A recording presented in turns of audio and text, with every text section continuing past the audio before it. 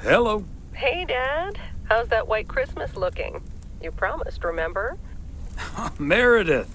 Of course, it's coming down as we speak. Wait till you see it. Great. I knew you wouldn't let me down. My plane lands Tuesday at 5:30. Perfect. How will you get here? Will someone pick you up? Obviously. I've got the best chauffeur around. His name starts with a T and ends with Thomas Weiss. All right, then. I hear he's the best in the business. I'll make sure he's there. 5:30 sharp. Oh, thanks, Dad. See you soon. 2 more nights, Em. Can't wait to see you. Same here. Say hi to Mom for me. Bye, Dad. Bye, Em. Have a safe trip.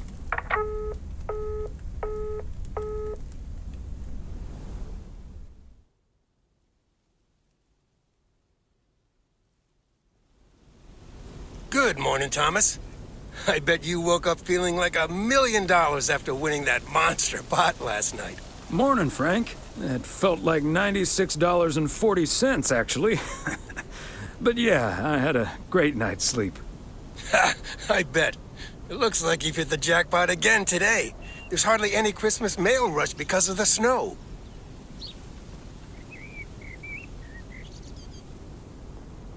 Oh, that's a pity. I really don't mind being outside in the snow. Well, I do. Snow's for looking at, not for walking through. Take it easy out there today.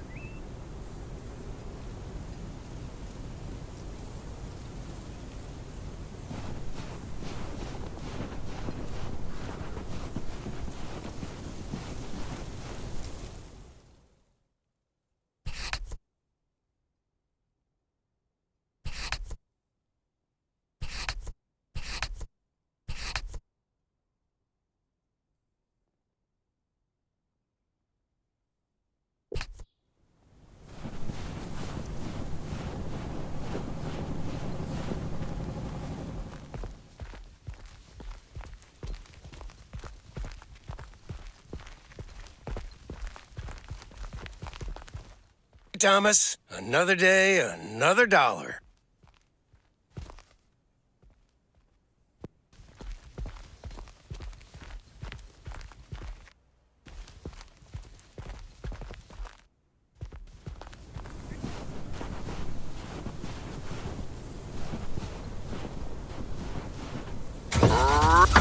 Folks, good morning. Guess I wasn't the only one. But white stuff lying around. Have enough P.O. pop that about snow to last me a lifetime. Let that stop you from calling in new ones. My answer machine can handle it. P.O. positive or that P. We're starting off the week with those snow positive. Cheryl. The beautiful snowy scenery. But there's something I like even better. The sound. Black thereof. Fresh snow absorbs sounds and creates a tranquility that is just so... Don't forget the parcel.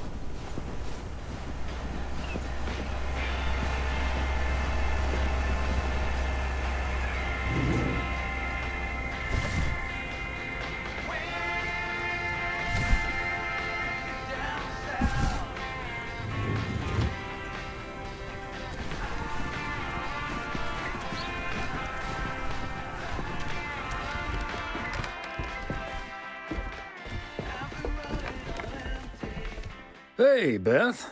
How are you on this fine day? Thomas, hi. Business as usual. I'm just joking. The situation is not that dire.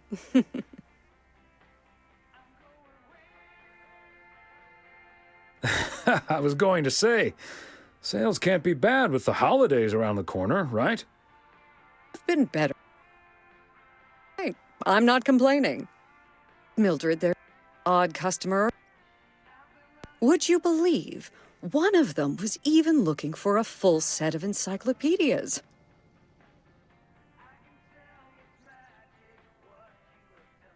Never knew you had a clone walking around out there. Well, that certainly would be something, wouldn't it? There wouldn't be enough books to discuss or wine to consume. By the way, did you know that the world's largest encyclopedia was created in 15th century China and comprised about 11,000 books? Isn't that fascinating? Imagine having to load that into your car.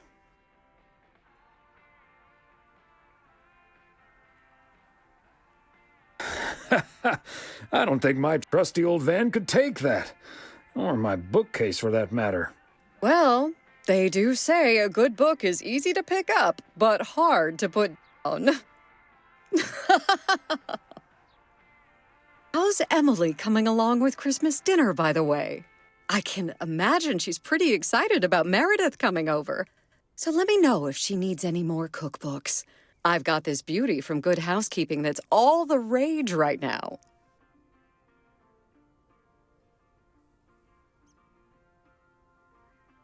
I'll be sure to ask her.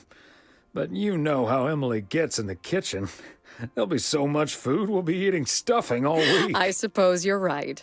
But don't you worry, I'll leave the cookbook. I have a feeling St. Nicholas has other things in store for you this year. Ha! Looking forward to it already. As well you should. And what does St. Nick have in store for you this year? Doing anything special? I'm flying out to Georgia tomorrow to spend Christmas with my Daniel and his wife for a few days. We're planning a Hawaii 5-0 marathon. It's my guilty pleasure, and luckily it's theirs too. Ah, Dano. Give him my best when you see him. And his wife, of course. I shall. Right. I better get back to it and get ready for the New Year's sale.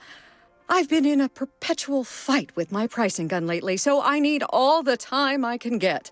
And good things come to those who wait. I'll bring over your presents later in the week.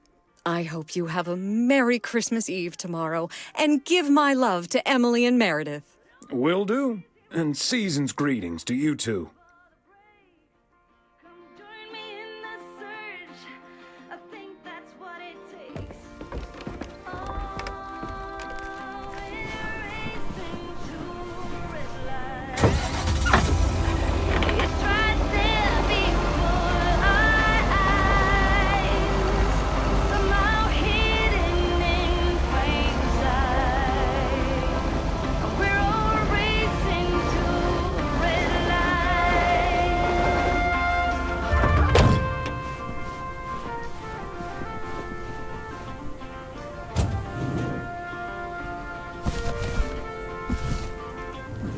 Christmas gift? Here's hoping.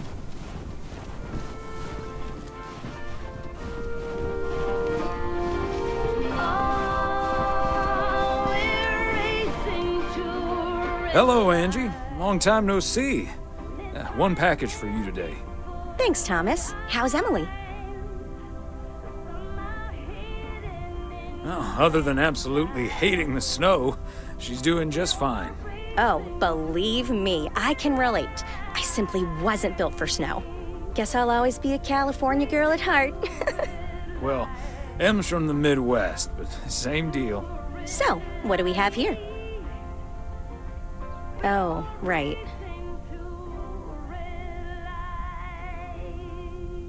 You okay there, Angie? It's just some things from LA. Toiletries, stuff like that. I recently ended my relationship. Angie, I'm so sorry. It's fine. It was my decision, and it was the right decision. The long distance thing just wasn't working out. Still, seeing your spare toothbrush, that shampoo bottle, a stick of deodorant, it just makes it so definite, you know? Like the LA chapter of my life is now finally completely closed.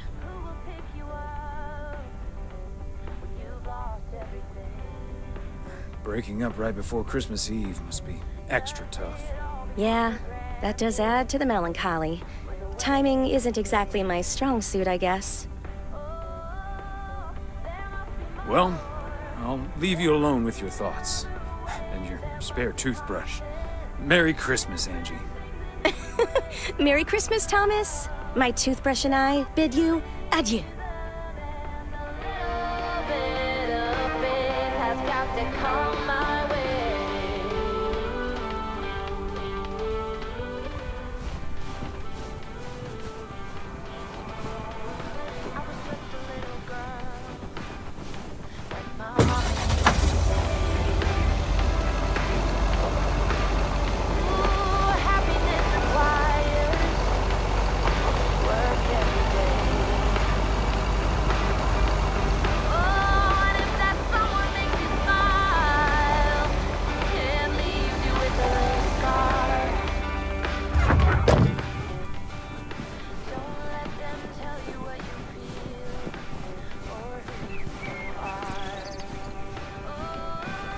Fancy handwriting on this one.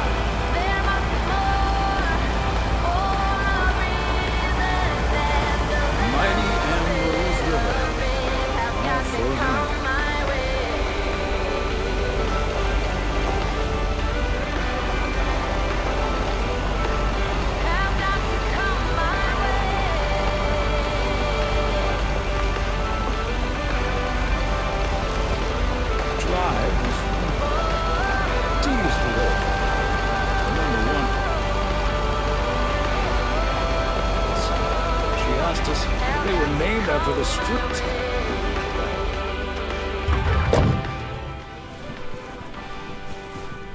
Another satisfied customer. Unless it's Bill's.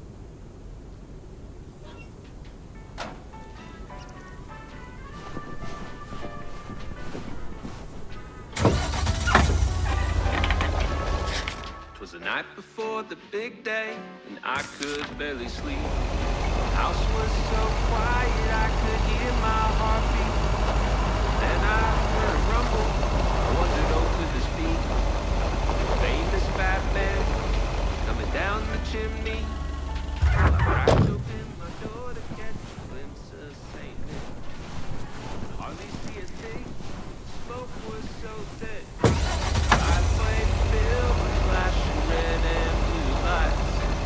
Santa traded slaying for a 5 drums tonight. Oh, it's a funny story. At least it is to me. But for others, especially my mother, the day that lives in infamy. I swear I'm not a liar. Daddy lit the Christmas tree on fire.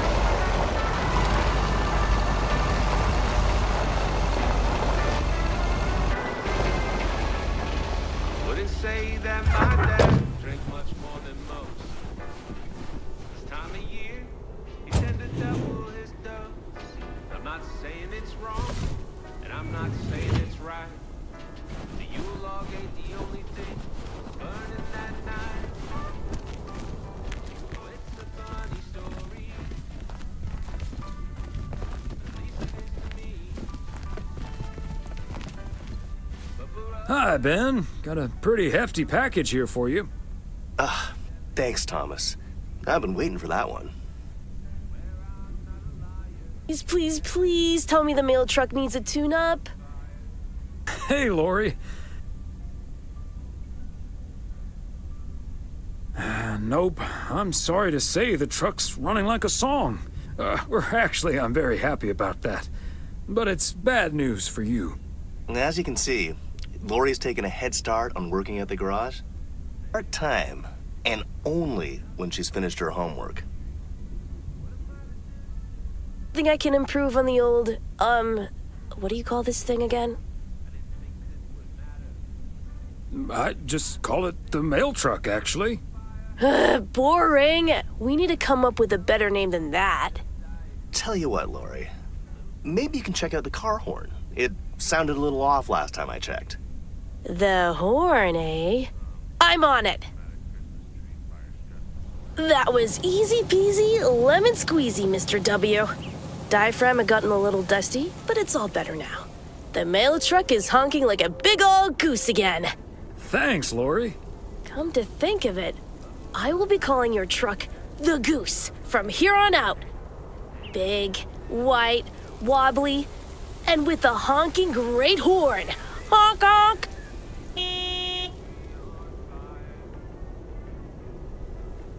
The Goose has a nice ring to it. Or a nice honk, anyway. Well, gotta be getting back to my rounds. Happy holidays, you guys. Thanks, Thomas. You too.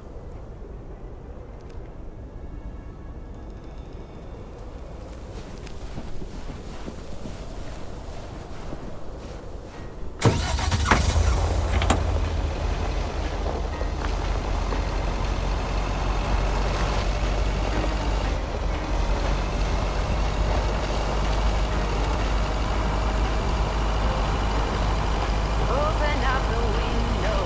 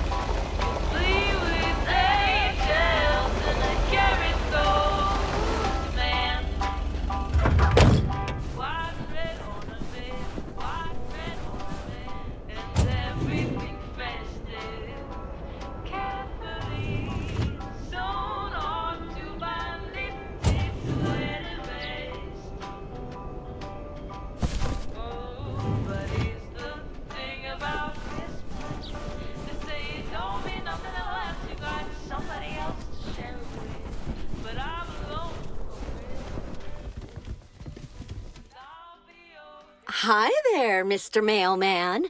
Got anything for me today? Hello, ma'am. Just one parcel. Thank you, sir. It's true what they say about mail carriers and snow. They hate it and long for the summer? No, that it makes them look even more handsome in their uniform.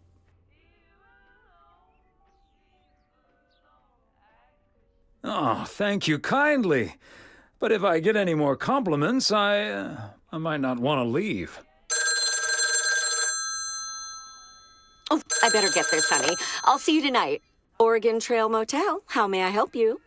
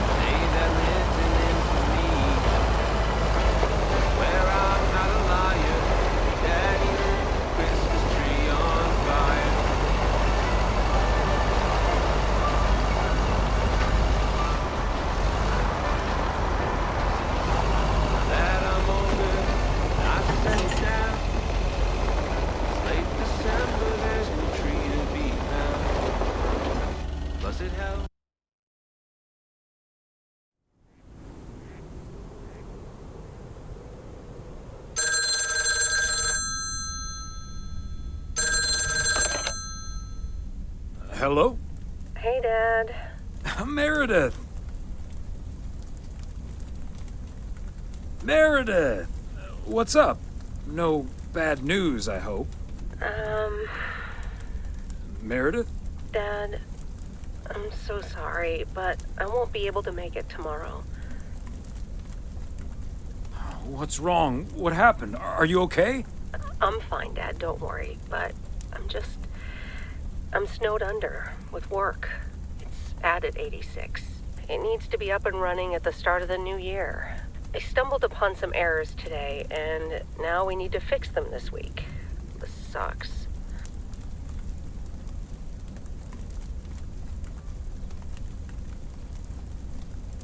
Yep, it sure does. Is that Steve guy pressuring you again?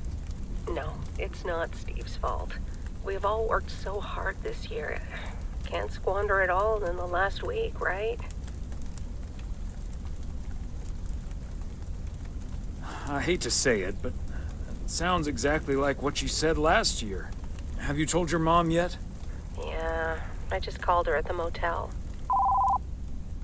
Oh, someone's calling. Must be your mom. Okay, well, that's my cue. Gotta get back to it. I'll call again soon, Dad. Love you. Hey, is that you? If by M you mean Emily, then yes. If you mean M for Meredith, then no. I just got off the phone with my other M, so I was pretty sure it was you. Oh, Thomas, don't joke around as if nothing's wrong. What else can we do? It's just Christmas. Well, just deal with it, like we always do. Why don't we invite someone else? Unless you're happy with just Mildred coming over. Just Mildred? You might as well go for rock bottom and ask Nancy to. Oh, yes. Oh, I'd love to hear them bicker about the cat food assortment at the general store. In any case, I'll call Beth and ask her again, too. And then I have to do a towel run, refill the vending machine, and vacuum the reception area. So it'll be a while before I'm done. I'll see you tonight, honey. Okay, Em. Drive home safe.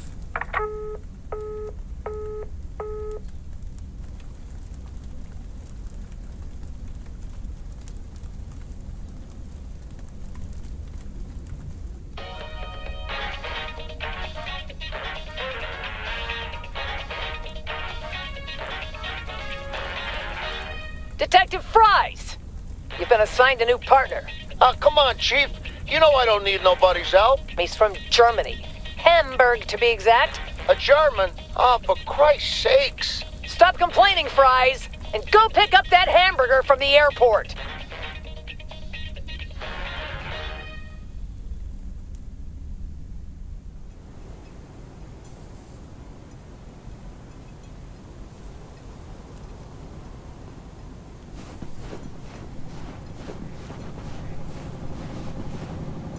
Morning, P.O. It's time for a different take on the snowfall. P.O. positive or pet peeve? Take it away, Charles. Jack, I'd like to respond what Cheryl said about the snow yesterday.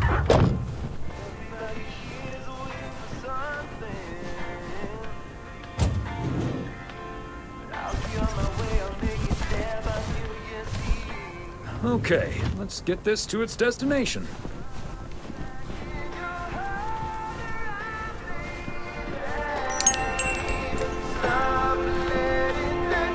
Greetings, Nancy. Hello, Thomas. That should be the last batch of Christmas pudding ingredients.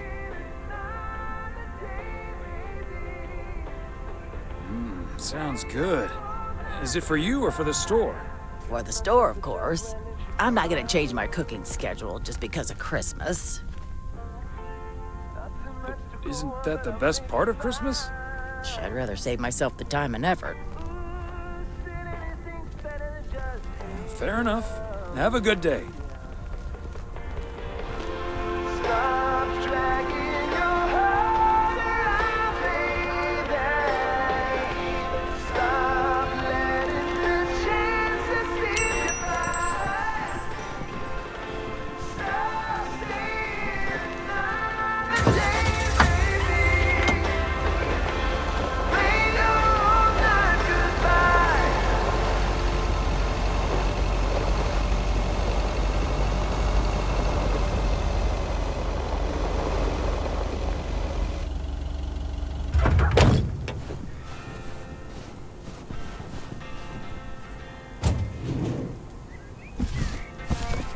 Part and parcel.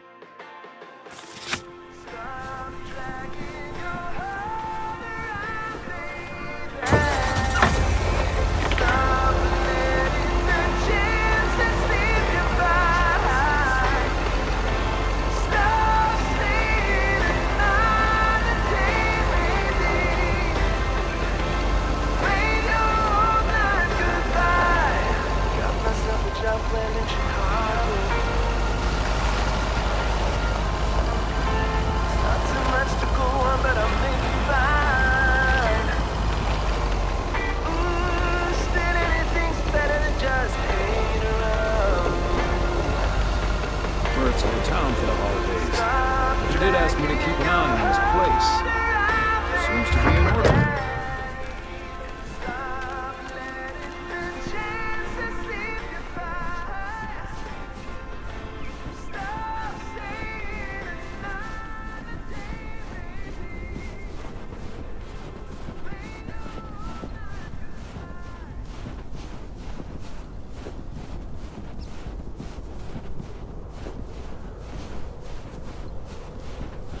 There we go.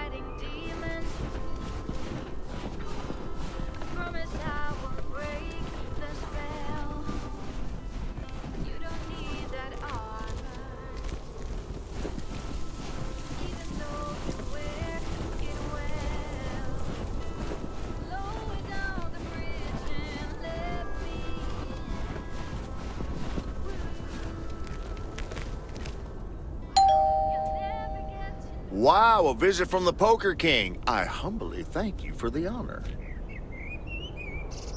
The pleasure is all mine, sir. And this package is yours. Ooh, boy, Frank came through once again.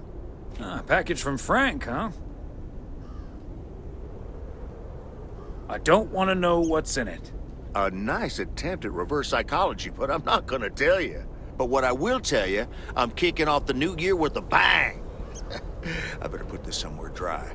And then it's back to reading Doyle Brunson's Super System. Oh, you're in trouble this Sunday, sir. And what are you doing tomorrow night? I'm gonna visit my brother and his family in Idaho. Anyway, later, Thomas, and take care on those icy roads.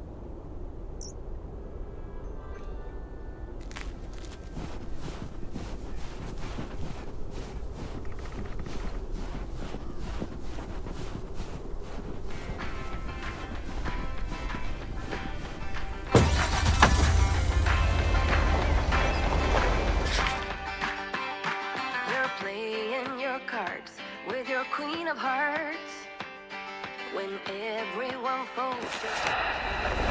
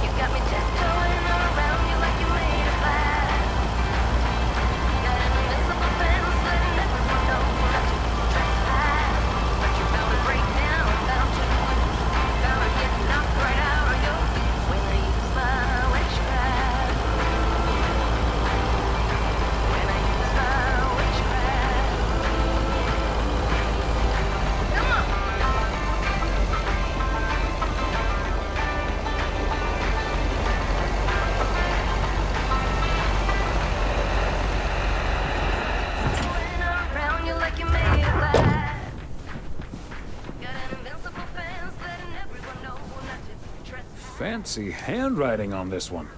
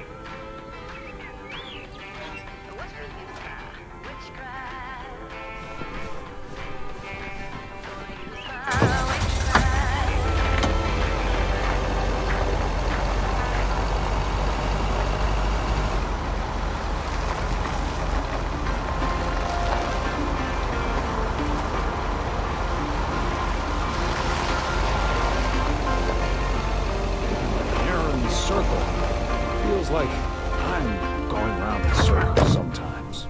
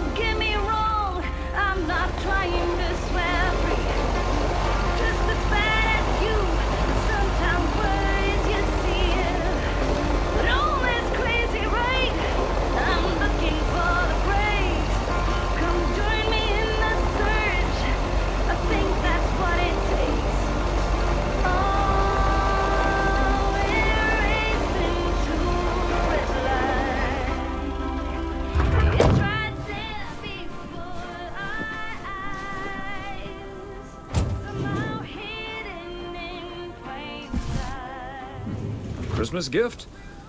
Here's hoping.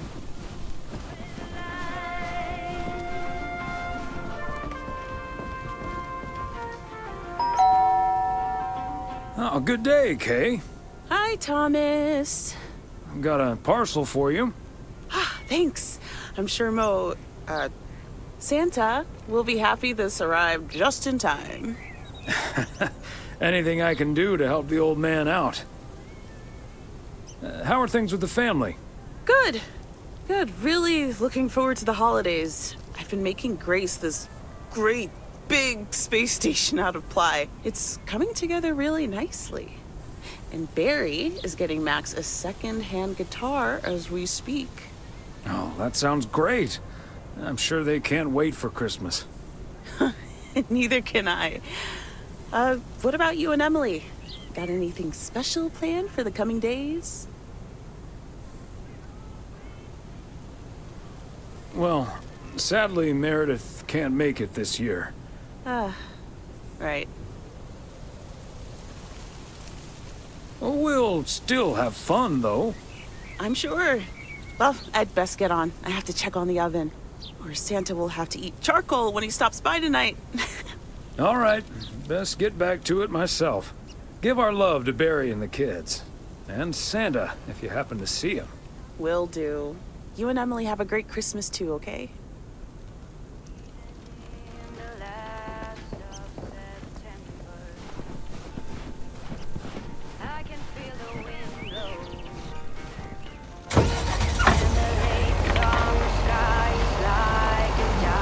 Is that much Christmas lighting really necessary?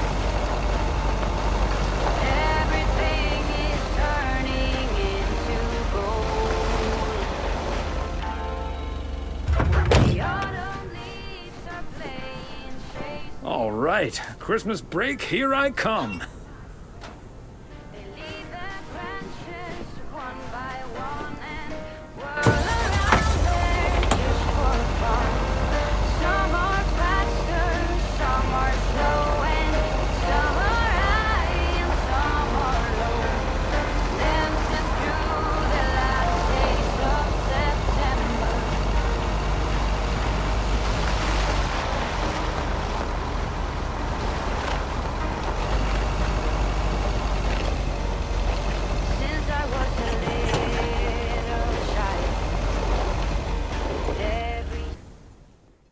Hey, Thomas, do you think it'll ever stop snowing?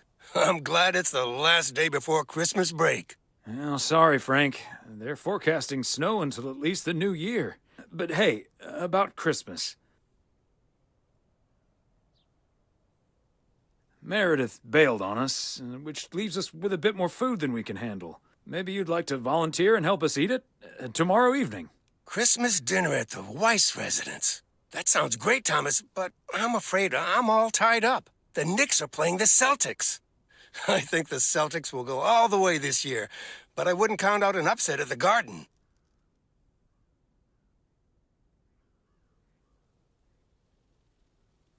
Don't get your hopes up. There's no way they can stop that Celtics front court.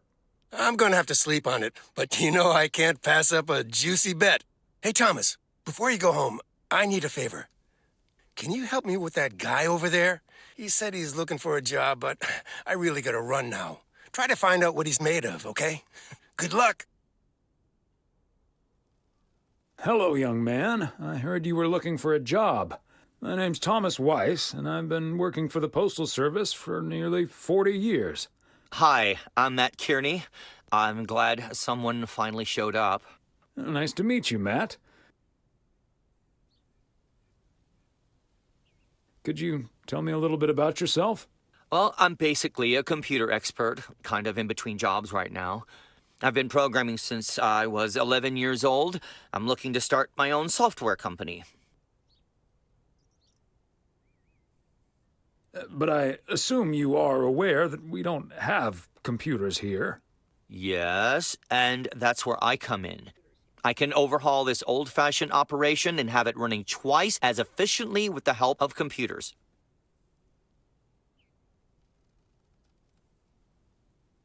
Wow, that sounds quite promising. Oh, it's only the beginning. In the future, people won't write letters anymore, and parcels will be delivered by battery-powered mini-helicopters. Right, okay.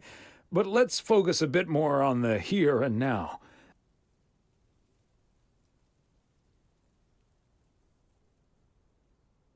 Do you enjoy working with customers? I think everyone would enjoy someone who skips the small talk and gets the job done as soon as possible.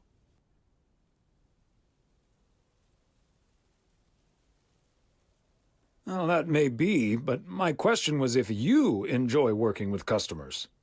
Sure. I love people. I love helping people. Could we wrap this up now, please? I don't think working here requires an extensive interview process. I'd like to ask one more question, actually.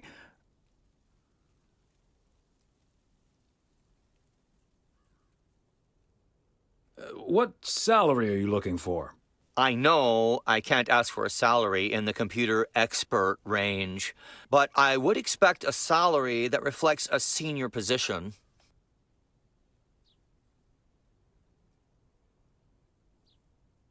I don't think this will work out. Good luck finding something else. Do you even know what you're doing right now? Yes, I'm letting you know that we're not interested in working with you. Okay. Bye.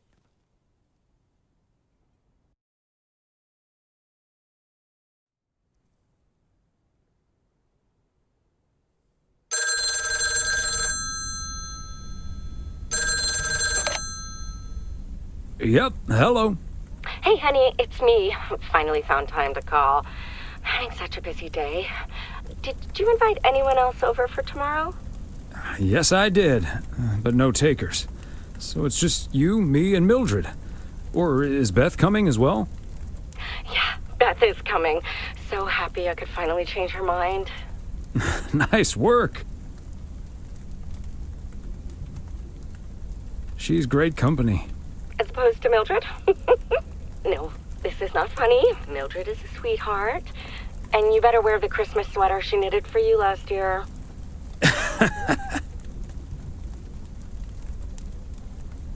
I love Christmas sweaters, so don't worry about it. Great. So I won't be the only one looking stupid. Oh, by the way, I've got great news. We finally found someone to take some shifts off my hands. That's fantastic. No more 60-hour work weeks. Do you know who it is? I wasn't at the interview, but I was introduced to him after he was hired. Did he wear glasses? Yes, he did. Was he wearing a turtleneck sweater? Yeah. Are we playing Guess Who? His name is Matt Kearney. He said he's going to completely overhaul our computer system. That's the guy I interviewed this afternoon. Really? Did you like him?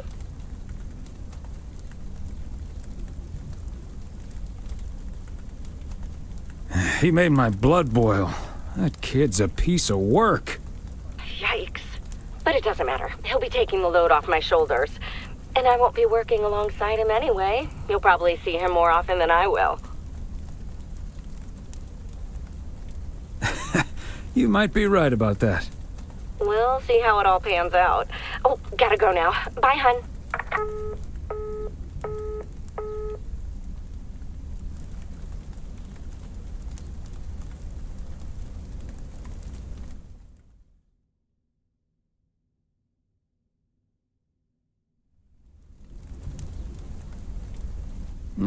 Major League Baseball umpires are required to wear black underwear while on the job, in case they split their pants. Golf is the only sport to have been played on the moon. On February 6th, 1971, Alan Shepard hit a golf ball on the moon. Because of the low gravity, it may have traveled more than a mile.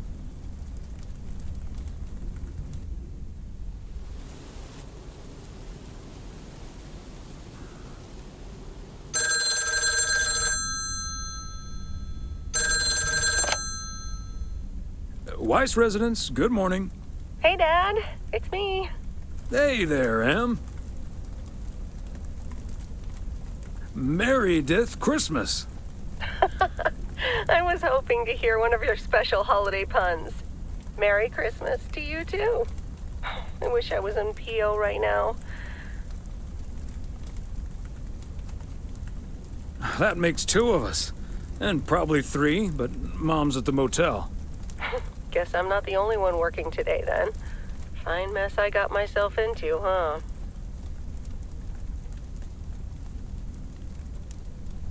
Do you want my 2 cents, or shall I just listen? I reckon I already know what you're thinking, and you're probably right. I'll be okay, Dad. Work's progressing nicely, actually. And Tess is coming over later. She's also stuck here. We're going to try to cook up some semblance of a Christmas meal. Oh, that's good to hear, Em. But I'm glad the other Em will be in charge of my Christmas dinner. Can't disagree there. Her lemon mashed potatoes alone blows all my cooking out of the water. Oh, that reminds me, I need to try to pry that secret recipe out of her. I'm gonna call her at the motel right now. Thanks for talking, Dad. And Meredith Christmas. Missile Thomas wishes you the same. Oh, I did not hear that. Love you.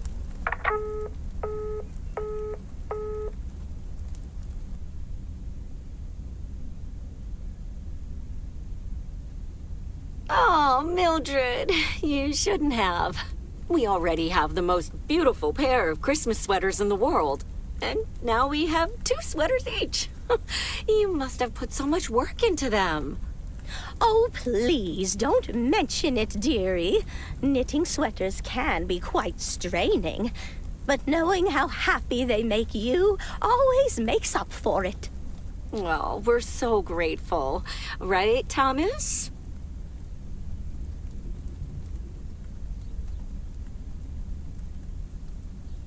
They're beautiful. Thank you so much, Mildred.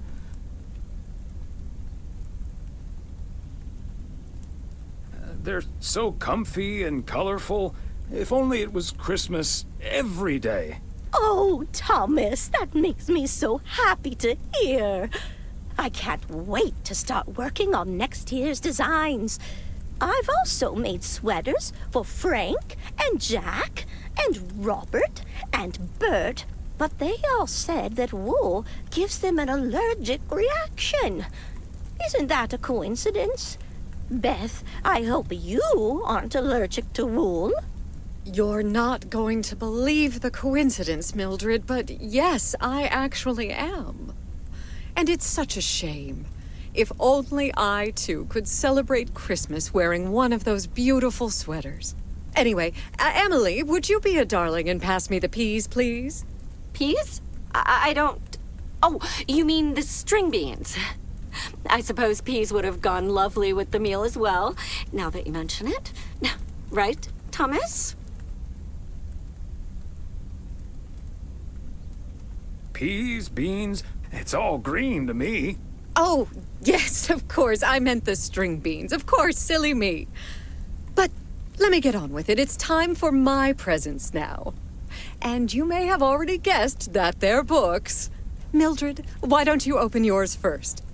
Well, I'm not really one for presents, but I appreciate the gesture. Let's see now. The Cat's Pajamas. I've never heard of it, but it has a nice title, I suppose. It's an encyclopedia about cats. A Whiskerpedia, if you will. Someone drew my attention to it, and I immediately thought of you. Oh, well, isn't that lovely? Such a heartfelt gift. Isn't it, Thomas? Maybe you can start knitting your cats some pajamas now. Well, they do like balls of yarn. Thank you, Beth. It was my pleasure, Mildred. And now for Emily's gift. Why, thank you, Beth. I do always appreciate your taste in books, so I'm looking forward to The Countess and the Carpenter. Would you look at that? Is this a romance novel? I've never really read one of those. Right in one guess, Emily. I hear the writer summers here, so this book is locally sourced, so to speak. And, dare I say it, the prose is quite compelling in the romance department, if you catch my drift. I think I do. But you are something else. Thank you. This will certainly get a nice spot on our bookcase.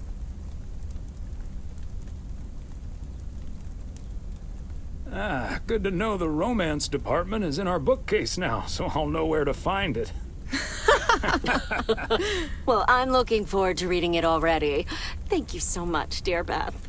You're welcome, Emily. I'm sure you'll love it. Okay, Thomas, it's your turn now. Let's see.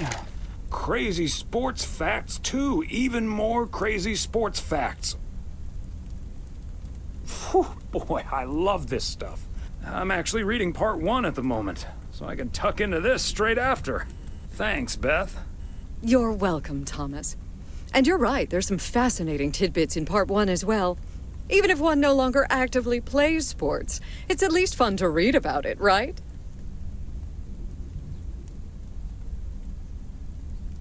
Hey now, kids playing basketball still regret it when they challenge the mailman for a game of horse. Well, there's no shame in admitting that you're not getting any younger, Thomas. In fact, none of us are exactly spring chickens anymore. Things like your arthritis can't magically be wished away by positive thinking. Who's up for some blueberry pie? Speaking of blueberries, my bridge partner, Edna's niece, discovered this mole last week. Hold that thought, Mildred. I really need to take this. Hello? Hi there. Could you put me through to Meredith Weiss, please? Excuse me. Who is this? Oh, it's Steve. Steve Mitchell from work. Is Meredith there?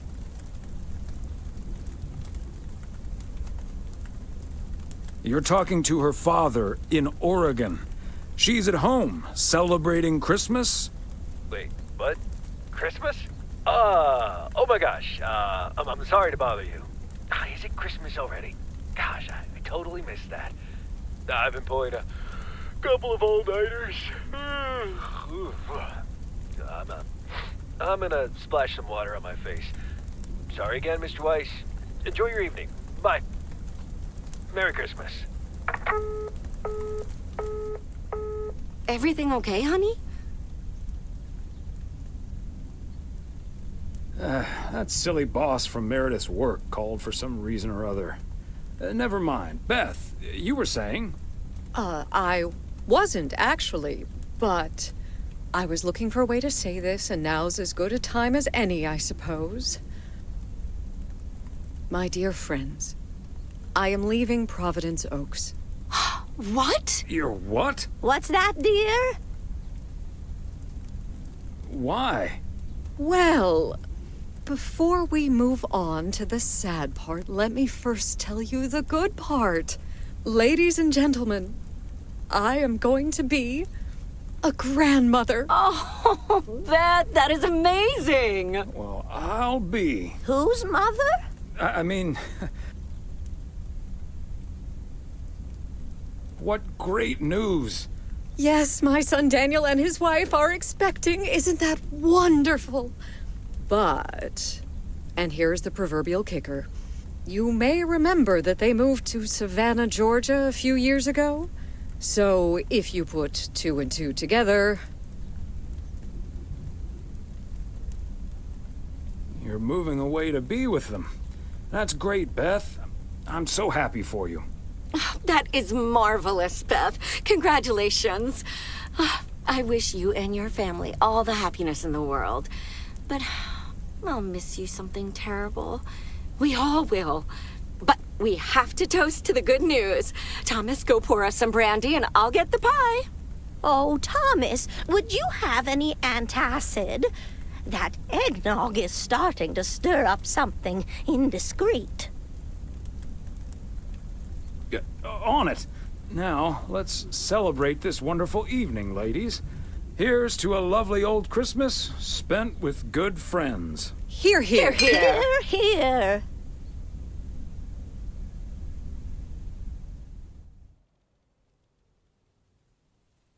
Hey, Thomas. Did you see the game last night? Morning, Frank. Nope. We had our Christmas dinner. But I have a feeling you're going to talk about it anyway. The Celtics were up by 25 in the third quarter, but they still lost the game in double overtime.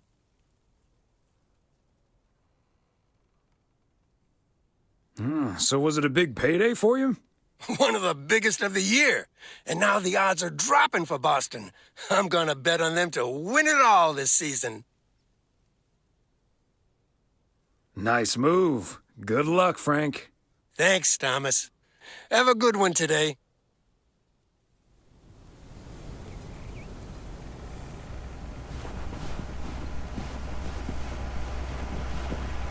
Season's greetings, P.O. It's the second day of Christmas, and I don't have turtle doves or partridges in pear trees. But you know what I do have? P.O. positive or pet peeve? Season's greetings to you too, Jack. It's, Angela here. I watched the movie Gremlins the other day.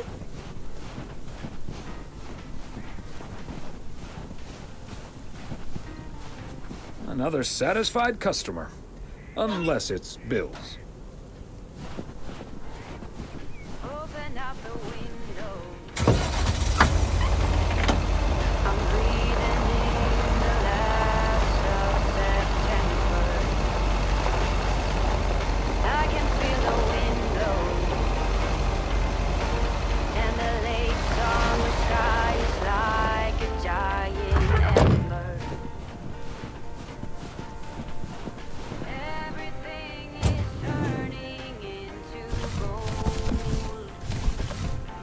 Okay, let's get this to its destination.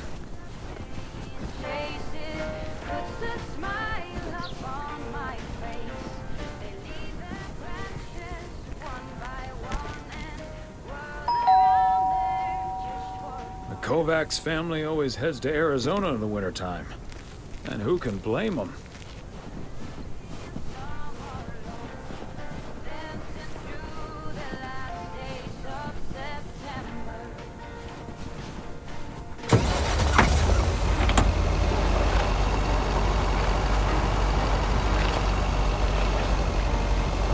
Since I was a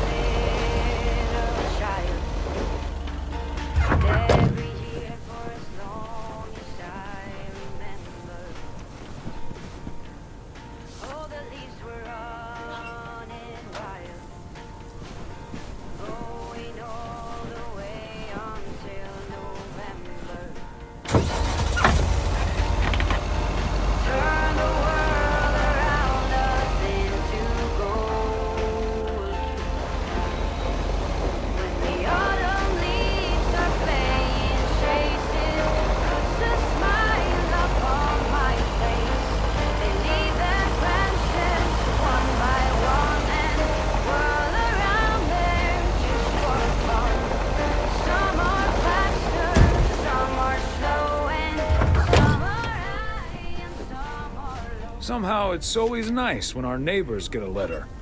Here's to you, Andy and Toby.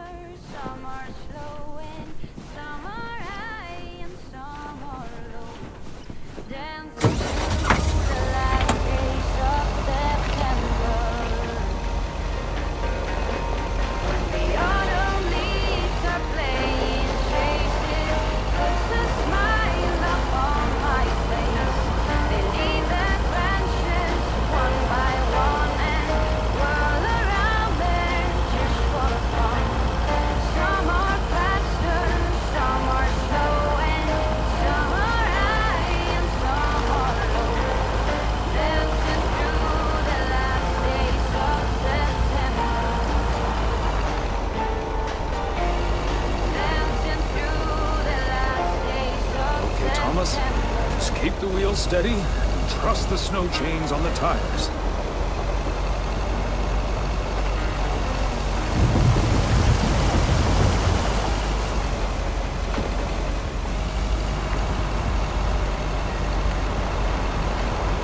I'm reminded of our honeymoon in Niagara Falls all those many years ago. A little more impressive than our local waterfall, but not by much. Oh, silly me. I forgot the package. Part and parcel. Hey there. Looks like Santa's a little late this year.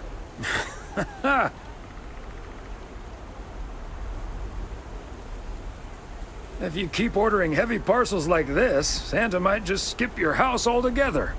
Oh, sorry, Thomas. Let me give you a hand. That must be the fire pit I ordered. Now I can finally go ice fishing without freezing at the same time. Ice fishing?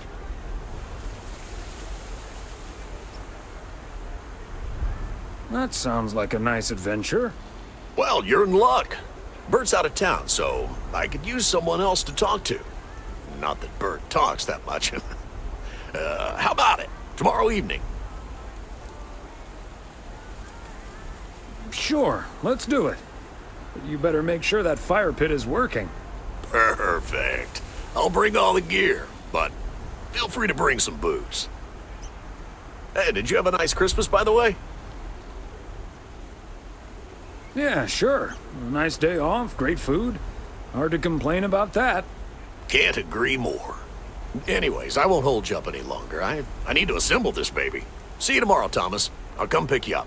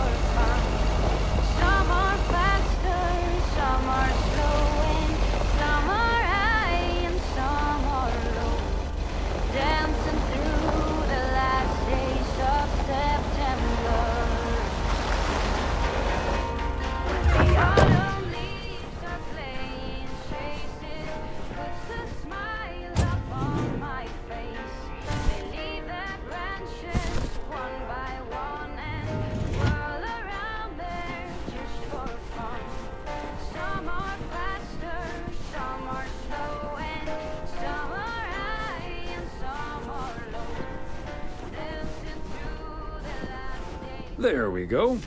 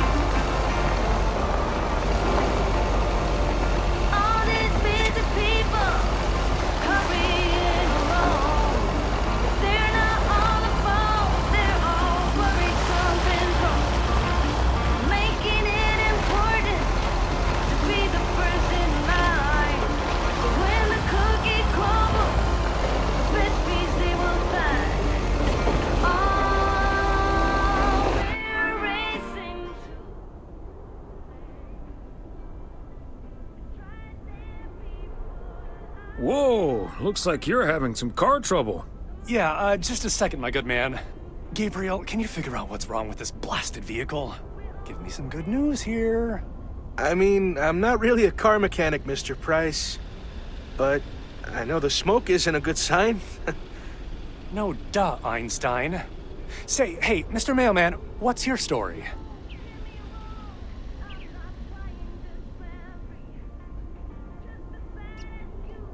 Wait a minute.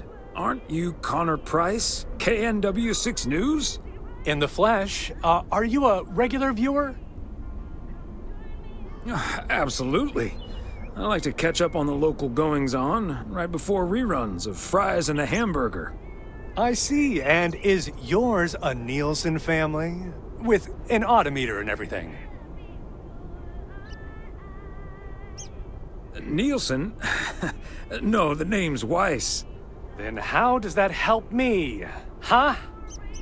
Gabe, if you don't know what you're doing, then why on God's green earth are you fiddling around with that engine?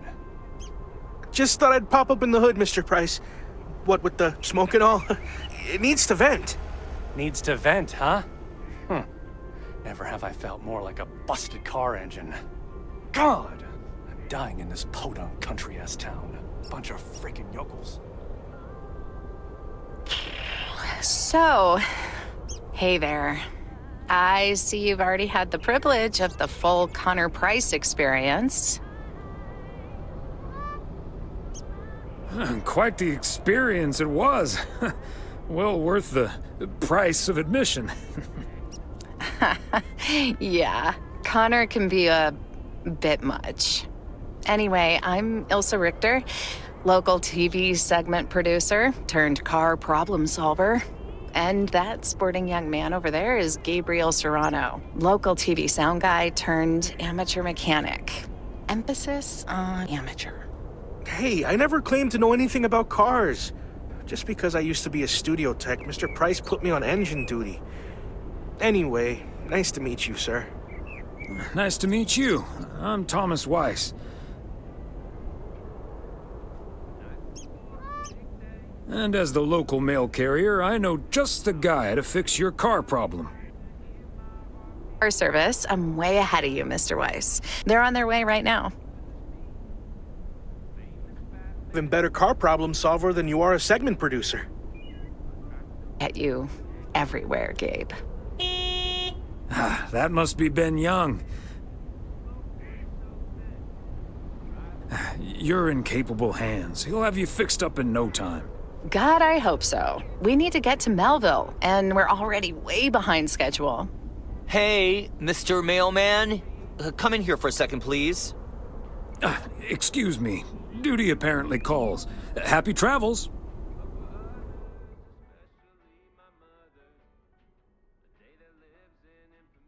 Oh, we meet again.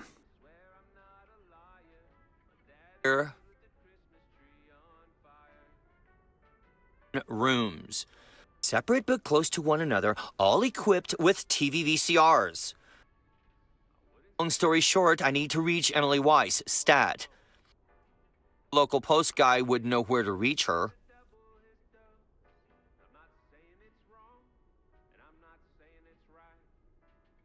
Emily's off today, but I'm sure a smart guy like you will figure things out in no time. Or nothing. VCR installed!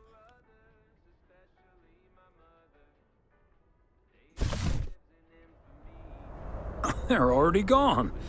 Mighty fast towing there, Ben.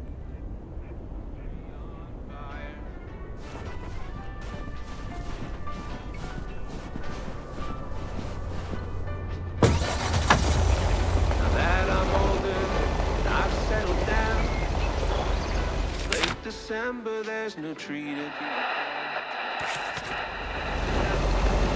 Mary the Jew, now she wants a Christmas tree.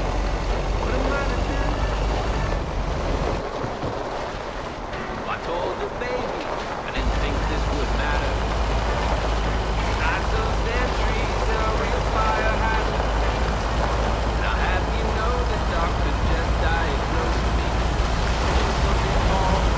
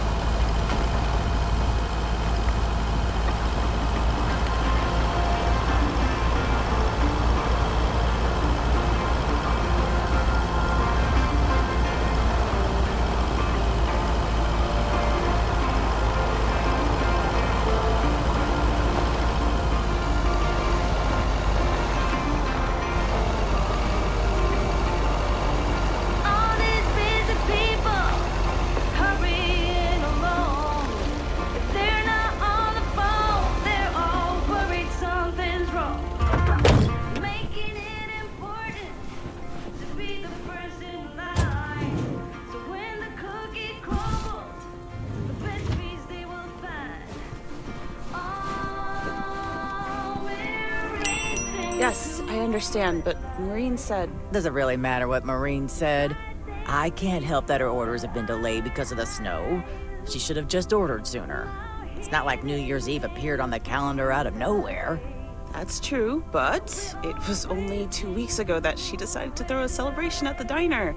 And once we're sure we can host a proper party for everyone, you are also invited. That sounds an awful lot like blackmail to me. Please come to my party, Nancy. But first, hand over a football team supply of cheesy dip, quiche, and sloppy joes.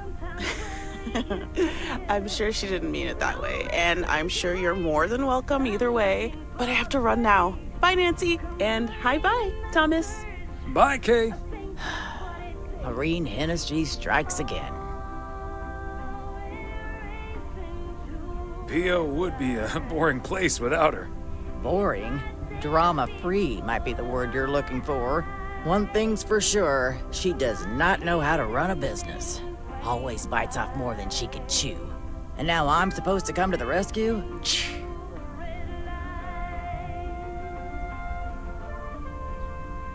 Isn't this a great opportunity to generate some extra revenue? With the ridiculous discount she's demanding, it's mostly nothing but a great opportunity for a lot of extra work. Anyway, is that parcel for me? You can just put it on the counter. Sure thing, Nancy. Have a great day.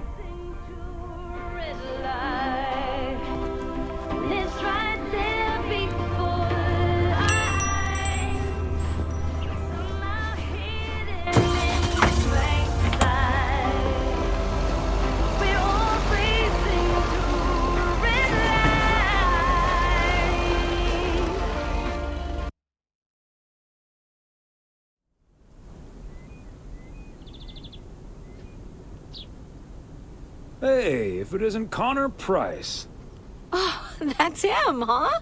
He's taller than he looks on TV. Let's hope he's in a better mood now. He was really quite rude to me earlier. Wow, sounds like a real jerk.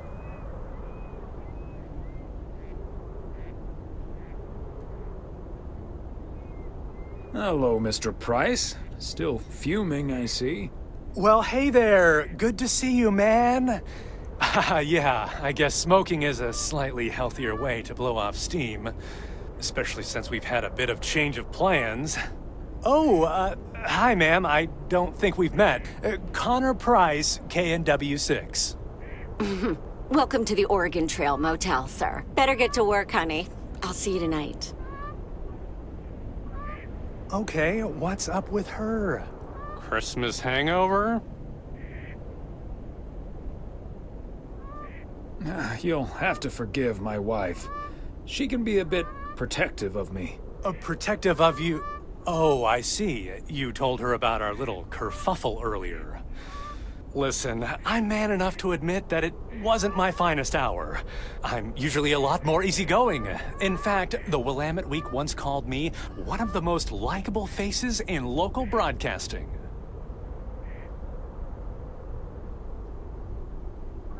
Well, my grandma used to say that it's easy to be nice when everything's fine. Staying nice when you're under pressure, that takes a bit more effort. Well, when my car isn't breaking down during a tight shooting schedule, I'm a pretty swell guy. Believe me, that's the price guarantee. So, has Ben Young managed to fix your van yet? No, that's the change of plans I was referring to. Turns out we need some parts that the garage doesn't have in stock, so Young's having them shipped over ASAP. But in the meantime, we've decided to stay right here in lovely, picturesque, whatchamacallit, USA. It's Providence Oaks, P.O. for short. Yeah, well, to be honest, all these little villages look pretty much the same to me anyway. See, we're supposed to be shooting some remotes on local end-of-year festivities and such. A grand kickoff to our special series on small-town American life. And it doesn't really make much of a difference if we start here or in freaking Melville. Except, of course, that Providence Oaks is way nicer than frickin' Melville. I was gonna say, this town has warmth. I like warmth. And so do our viewers, I'm betting. So get ready for your town to be featured in part 1 of The Oregon Trail. Title pending. Might be a little too on the nose. That is the same name as this motel. So I guess it isn't particularly original. My wife works here as a receptionist, but she's not the one who named it. See, this is what I'm talking about. Real conversations with real Americans, right? But as fun as this is, I should be turning in. The three of us each got our own quaint little room. Mine's non-smoking, unfortunately. Still beats Gabriel's. His doesn't even have a TV. Can you believe it? Oh, the irony. Anyway, great banter. See you around, my main mailman. Bye.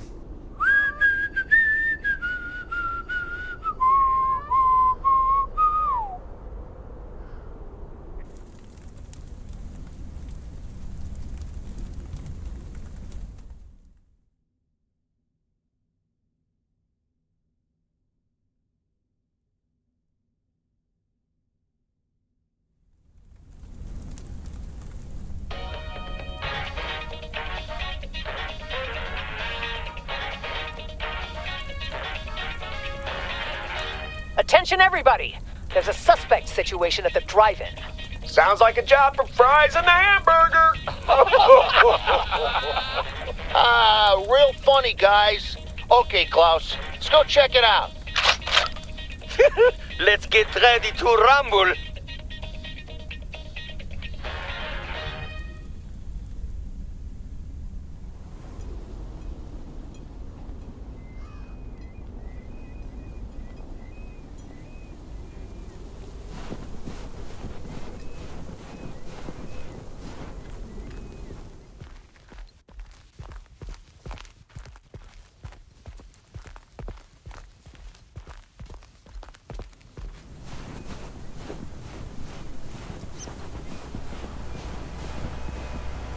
but a day it is.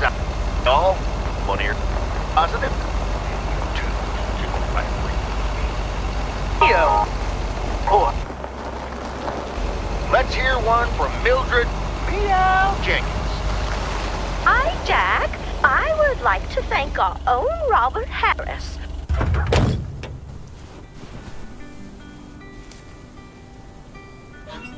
Don't wanna sleep tonight at all. Just wanna watch the stars fall. You don't wanna try to make up dreams. Just to be seen, I wanna lay here beside you. Oh, quiet. Fire breath and open sky. It's not what we know, it's where we go. Wings and power, goodbye. It's not what we see, it's what we choose to be.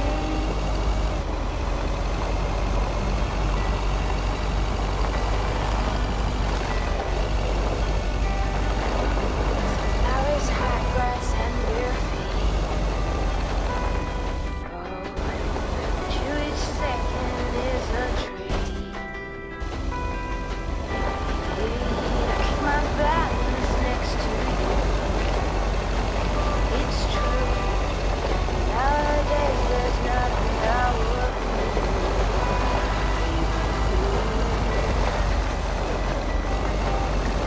Fire breath and open sky.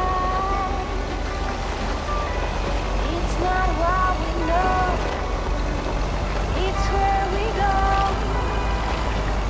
I grow wings and power, goodbye. It's not what we see, it's what we choose to be.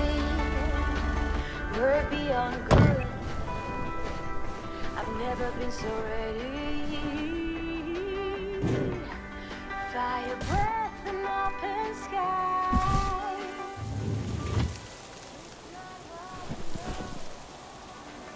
It's where we go.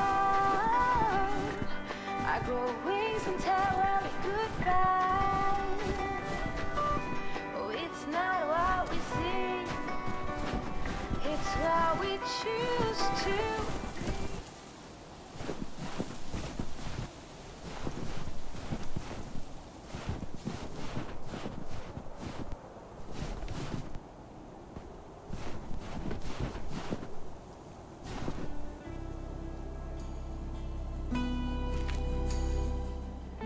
Here.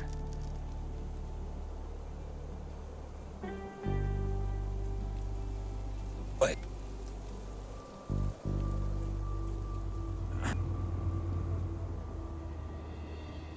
Urgent.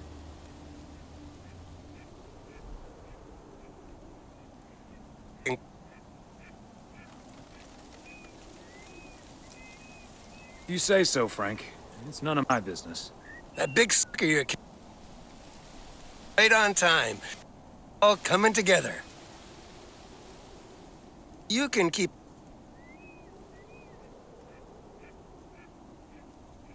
Tried and rarely failed. A buddy of mine was able to get his hands on some premium quality fireworks. I'm selling them with a nice profit. And anything I can't sell, well, let's just say you want to be outside Moe's Diner when the clock strikes 12 on New Year's Eve. Frank, that sounds illegal and dangerous. I'm going to leave now and pretend we never had this conversation. Oh, Thomas, fair enough. See you at the office.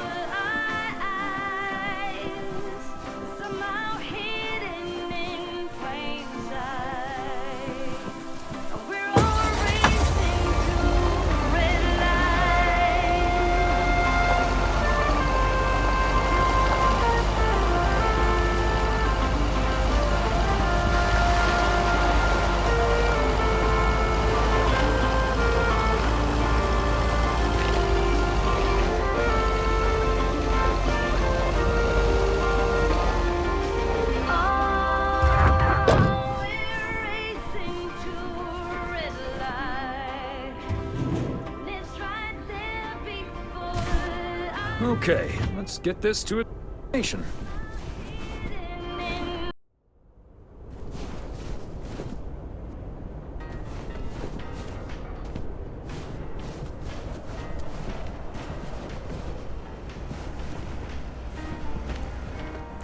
Okay, so we still need to check Spanner Dam for the mood shots. According to this, it offers damn fine views, so... Hey, Mr. Mailman. Come on over. Talk to us for a sec. Gabe, we don't have time for idle chit-chat. He can help us out, Ilsa. No one knows the town like a mailman. Right, Mr. Weiss? Quite right. What do you need? Yeah, Gabe. What do you need? Well, we're scouting out this beautiful town of yours for our report on small town America. It's great, but we could use the inside track. So, any secret spots we're bound to miss, but shouldn't? Well...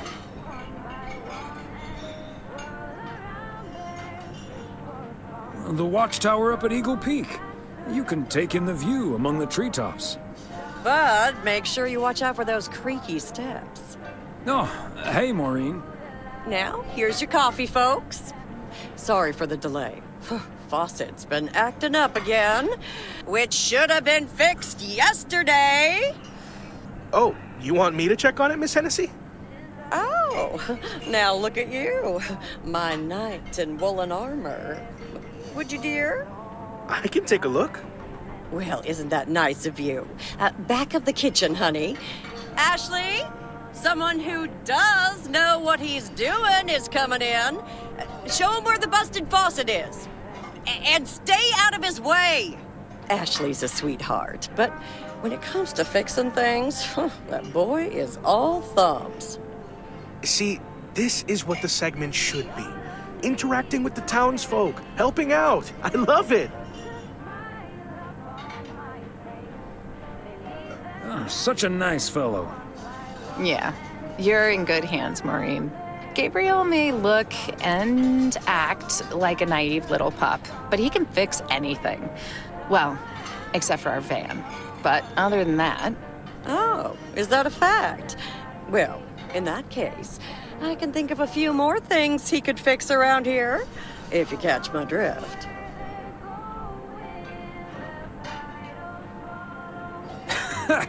Classic Maureen. Let me just go check him out. Check on him, I mean. So, anyway.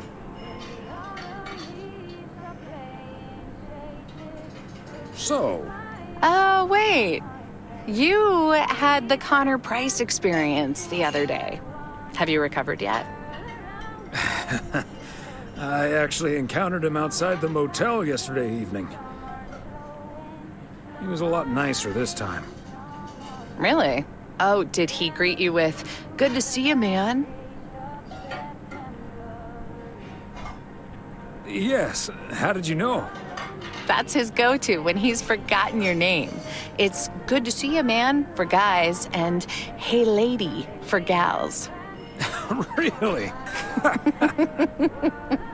Wouldn't worry about it, though. He called me Lisa for the better part of a year. Connor's a lot. But I guess after this week, I can update my resume with not just segment producer and car problem solver, but also Connor Price wrangler. Gabriel seems very nice, though. That should make things easier. Oh, yeah. He's a big old puppy dog. He's as uncomplicated as Connor is complicated. So that's a welcome antidote. Well, now, sounds like someone is getting a little warm under the collar for our Gabriel.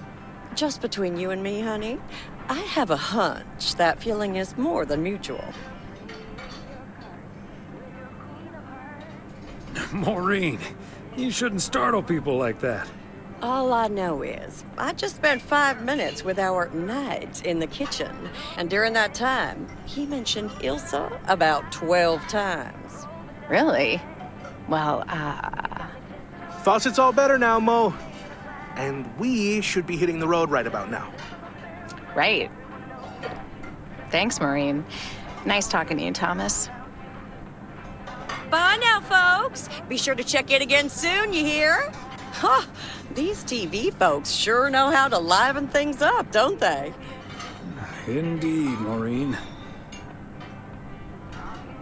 You haven't even met the main event, Connor Price. Oh, that reminds me. You know about my little New Year's Eve shindig, right? I'm counting on you and Emily. We'll party like it's 1986. Because it will be. Of course we'll be there. Wouldn't miss it for the world. Best get back to it. See you, Mo. Bye now.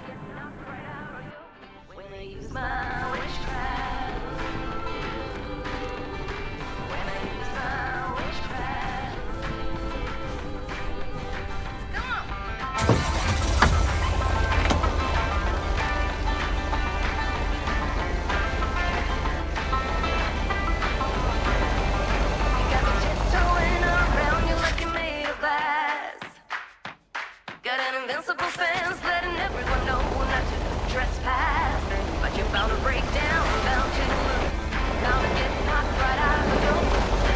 My witchcraft. Oh, my witchcraft. I got my moves, I got my soul. When I turn my mojo on, I'm feeling fine, I'm feeling strong. It won't take long.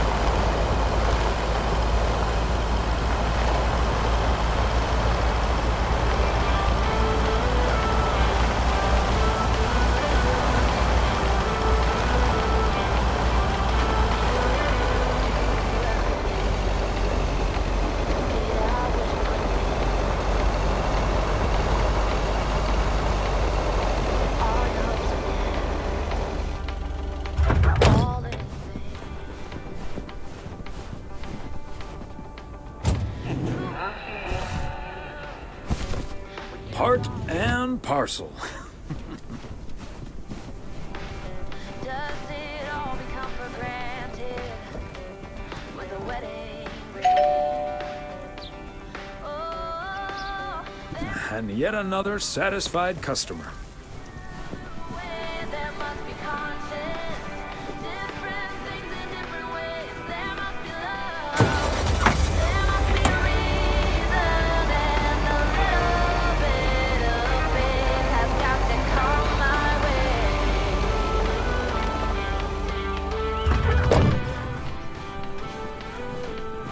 Fancy handwriting on this one. My mama used to say, ooh, happiness requires work every day. Oh, and if that someone makes you smile, it leaves you with a scar. Don't let them tell you what you feel.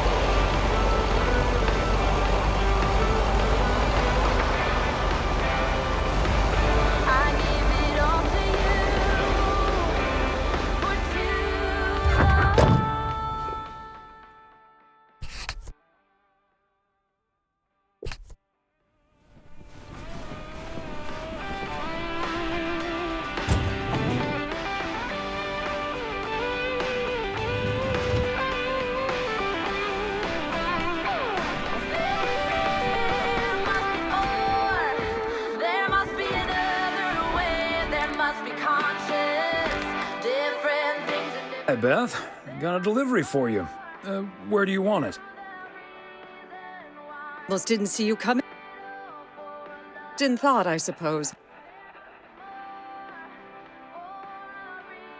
And thank you again for a lovely Christmas dinner. I had a marvelous time with you all. We loved having you over, Beth, as always. Emily and I had a great time.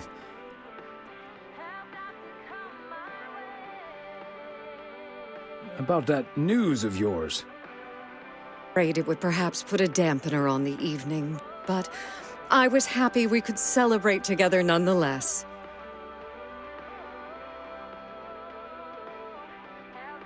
It was a bit unexpected, but I can understand why the grass is greener in the south for you right now. Reason for leaving. Wonderful, for sure. I can only count myself fortunate. And I wouldn't miss a thing now that the little one is on the way. Oh, but I will miss you two. As Helen Keller once wrote, all the beloved friends lives in my heart. You're like a walking library, Beth. Always a fitting quote. So, haven't you ever thought of moving closer to Meredith over all these years? She is living quite a ways away, right? No. Even though I love my daughter like crazy, she never stops working. So moving out there wouldn't make much of a difference, I don't think. She's just like me, I guess. Can't sit still. She just takes bigger steps. Who knows? Maybe Meredith will even make it out here one day. And there's always the phone, of course. And don't forget the postal service. Binding the nation together. Well, I won't keep you any longer, Thomas. I need to sort through this new delivery you've just brought in. And believe you me, that's going to take me a while. Maybe it's time for some new glasses. Huh. Until next time, my friend. Up and at 'em. See you, Beth. 1 foot of snow, 1 foot of snow, and apple cider to go.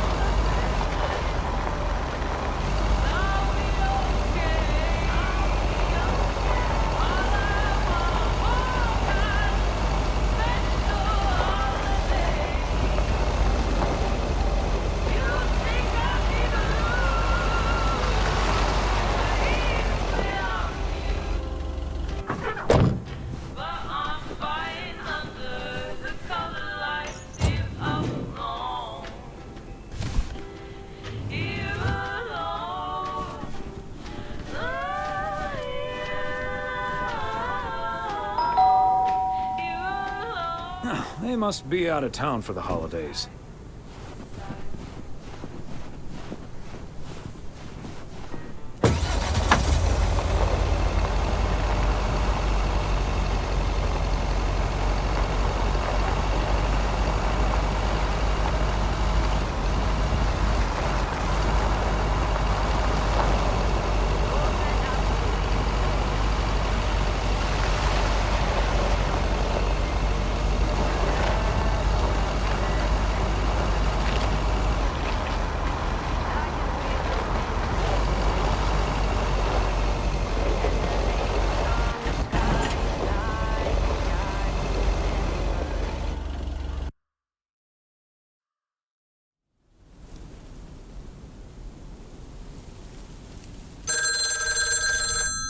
I'll get it.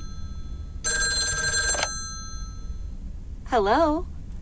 Very good evening. Am I talking to Mrs. Emily Weiss? Yes, sir, that would be me. Fantastic. It's a pleasure to talk to you. My name is Christian Carmichael, and I represent Fly into Florida. Oh, hi there. I have great news for you, Mrs. Weiss. It's been a while, but do you perhaps remember entering into our Fly into Florida sweepstakes? Now that you mention it, I think so. Yeah. Was that the one on the back of the juice carton? That's the one. And I am more than happy to tell you that you are the winner of the grand prize. The grand prize? Wow, fantastic. I'm afraid I've forgotten what it was. Could you refresh my memory a little bit? No problem, Mrs. Weiss. You have won a 2-week trip to Florida for 2. Wow, Florida? Really? I won? I have never won anything in my life. Hold on, I need to tell my husband. Honey, we won! I'm talking to a gentleman from Fly into Florida. And he says we've won a 2-week holiday for 2.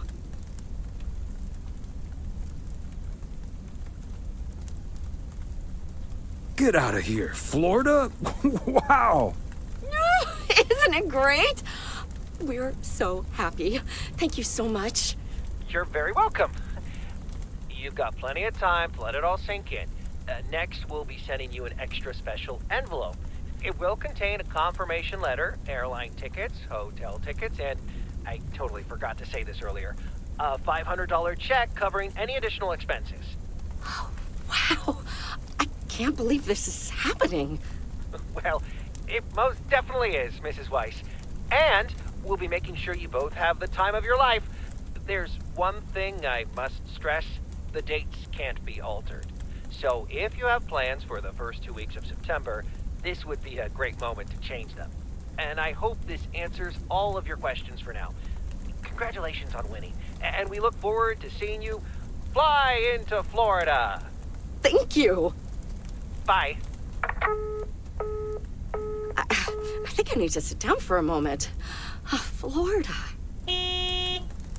Oh, that's Robert. Sorry, honey. I can't celebrate with you right now. But I'll make it up to you tomorrow night at Moe's. I will hold you to that. Have fun on the ice, hon. And when you start to freeze out there, just think of sunny Florida.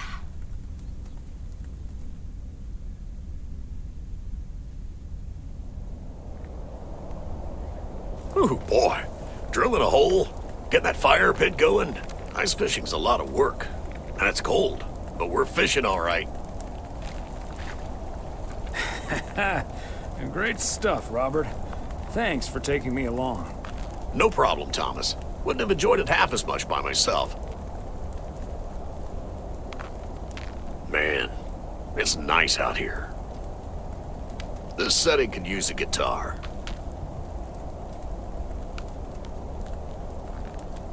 Wouldn't that scare the fish away? Especially if you start singing.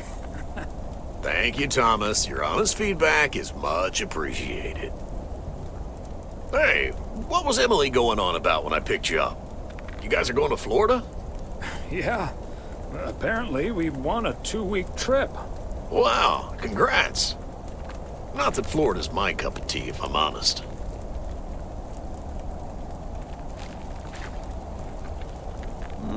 Someplace else you'd rather go? I'm perfectly fine staying right here.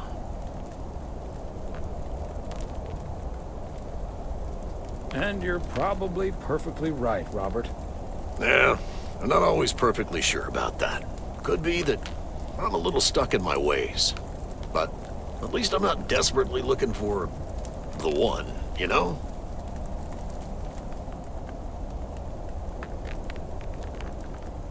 I don't know, Robert.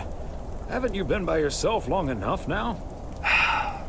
Wouldn't it be ideal if Mrs. Wright dropped by my house one day? Wouldn't it also be ideal if we caught the winning lottery ticket from this here frozen lake? Let's drink to that. Would be a shame if Emily filled that flask of yours for nothing. Ha! Finally, a sensible remark. Cheers. Now let's catch a fish and get the hell out of here.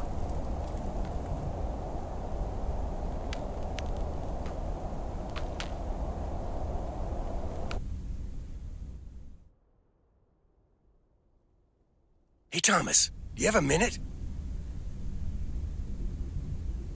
As long as it doesn't get me into trouble, Frank.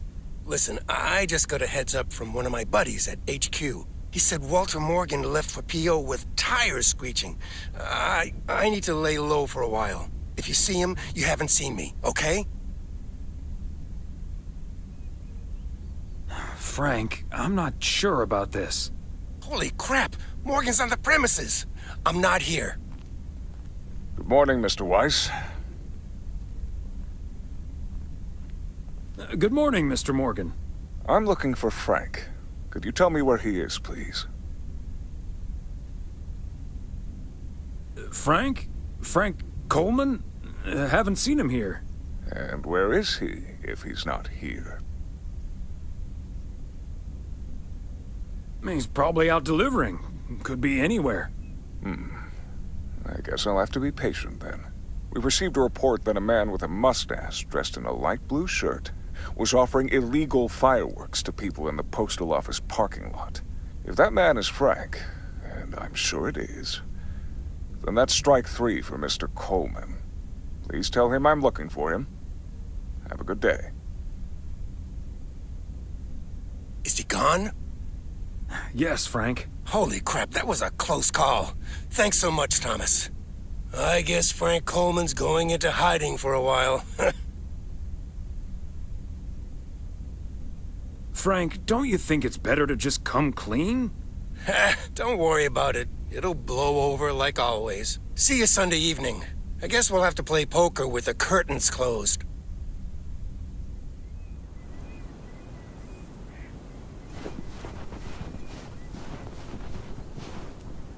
Happy Saturday, everyone. Get ready for a pet peeve from Joseph.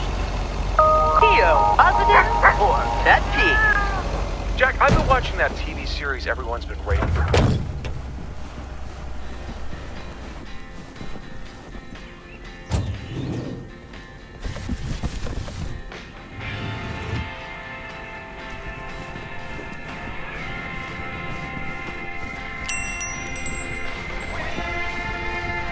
Ah, there you are. Could you bring the box over to the diner? And if they ask, there's no discount. I could, but I'd have to charge for it. Oh, then don't. I couldn't care less about that party. Oh, wait. It's for the New Year's Eve party? All right, I'll do it. Thanks. And remember, no discount. Roger that.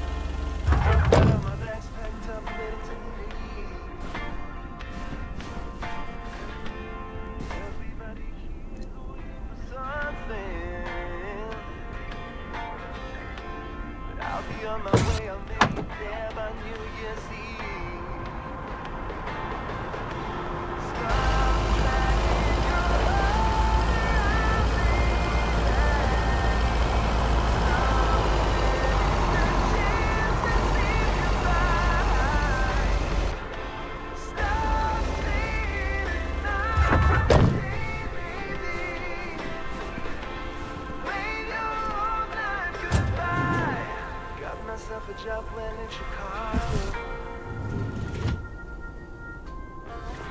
It's not too much to go on, but I'll make it fine. Yet another heavy package for you, Ben. Let me take that off your hands, Thomas. You know, I feel guilty enough as it is. Having you lug around those car parts week in and week out. Ben, neither snow nor rain nor heavy packages Stay these couriers from the swift completion of their appointed rounds. I'm serious, though. If you don't mind me saying, you're getting up there. Ever think of hanging up the old coat and bag? Not until recently, but recently? Yeah. Good for you. Think about it some more would be my advice. Son of a gun. It's the engine parts for the news van. Didn't expect them to come in so soon. No, that's great. Now they'll be able to roam around PO for their report. Yep. With any luck, that thing will be up and running before the end of the day. Godspeed, my friend. And the same to you, old-timer.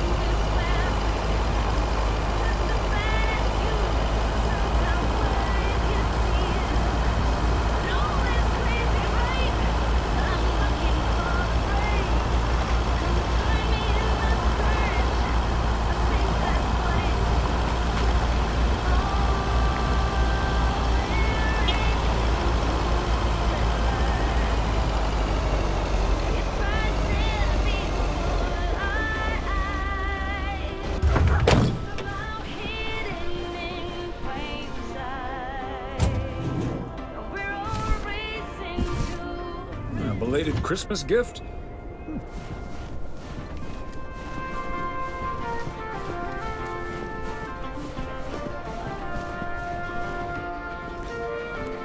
Thomas? Oh, please tell me that's a big box full of snacks from the general store? This is a big box full of snacks from the general store.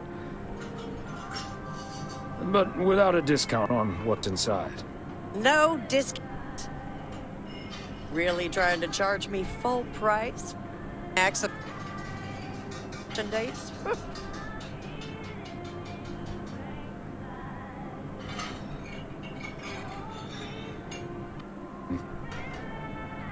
Discount. Put it past her to charge full price. She'd otherwise have to throw out in a few weeks anyway.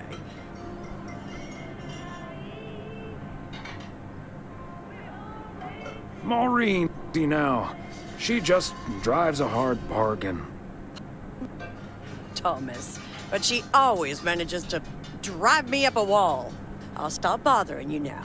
I'll think of something, don't you worry.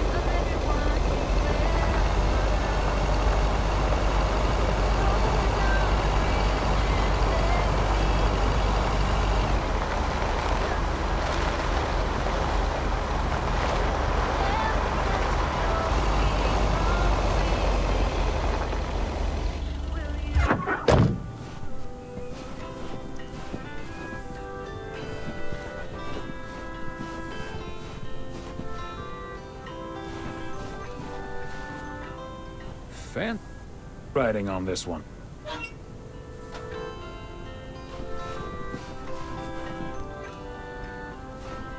So you've been fighting demons. I promise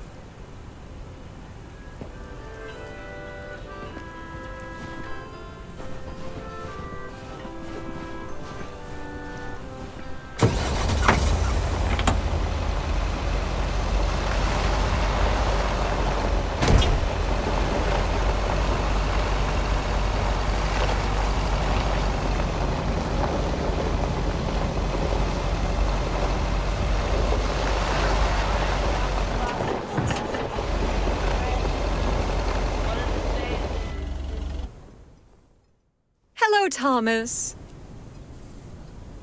Hi there, Beth. What brings you here? I saw you arrive just now, so I decided to venture across the road with a minor request. Sure thing. What can I do you for?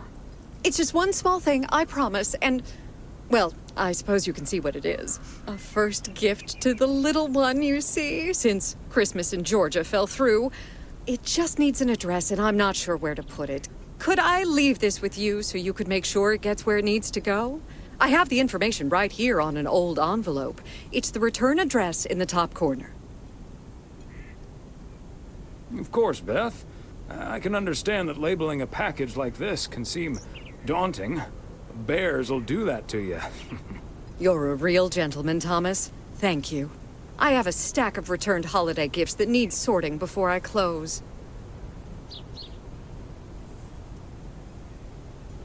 I've handled many a strange parcel in my day. Not to worry. I'll take care of it. Thank you, Thomas. Truly. I'll get the postage to you later, I promise. Oh, and please tell Emily I have a great idea for this Sunday's girls' night. It's a surprise. Bye now. Sure. Enjoy the rest of your day.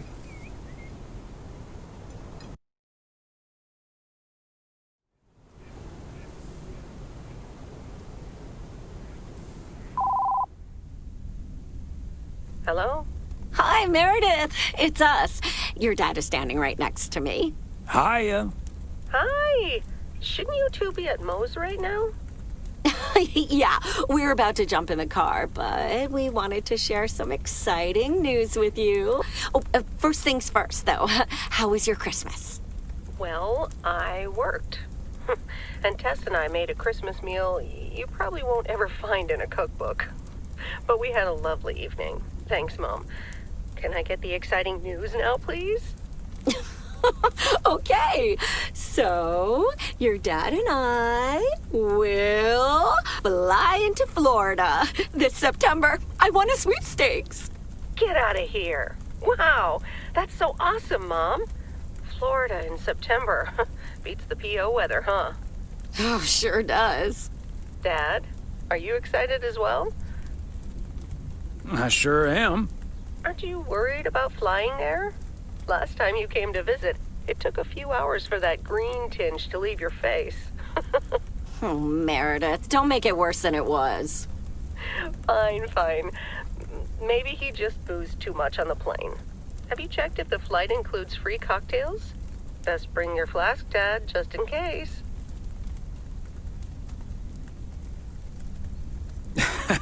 If you were here for Christmas, you might have gotten one from Santa. Oh, well. I may not have been there, but at least my boss called to interrupt your dinner.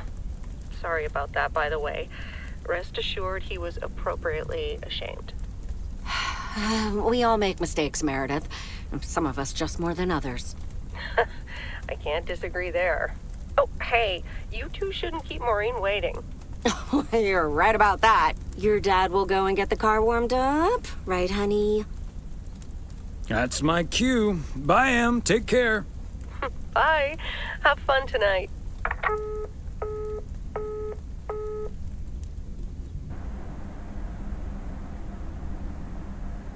Thanks for getting the car all toasty for us, honey. You're very welcome, dear. It's my pleasure. We've been doing this for decades now, and I've never stopped looking forward to spending my Saturday evening here with you. I feel the same way, Em. I'm a lucky man to have you. Good evening, you two beautiful people. Ready to order? Or should I just write down pancakes for lovely Emily and a T-bone steak for Big Thomas here? Oh, Maureen, your intuition never ceases to amaze me. It sure is pancake time for me again. Big Thomas would very much like that, Maureen. Thanks. You got it. Be right back, folks. Ashley, it's pancake time! And get the steaks out! This will never get old.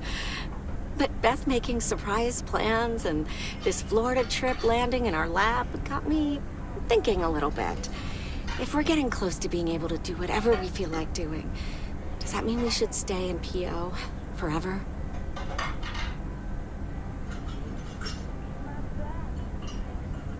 And move closer to Meredith?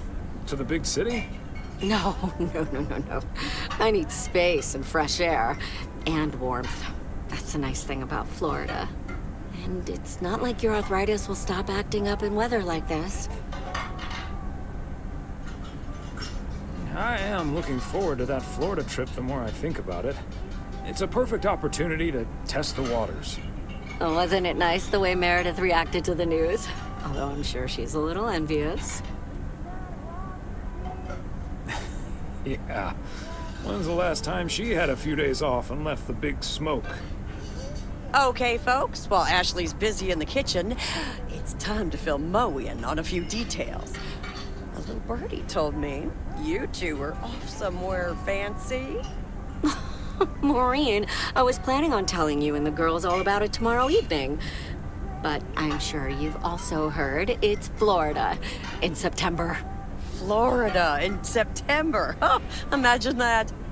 Oh, I'm so happy for you two. Thanks, Maureen. Have you ever been to Florida? Are you offering your ticket to me? Oh, Thomas, that's so nice of you. Nice try, Maureen. Nice try.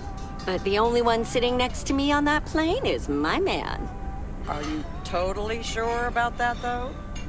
I heard that a certain Walter Morgan will probably not be very lenient with holiday requests from the postal office employees.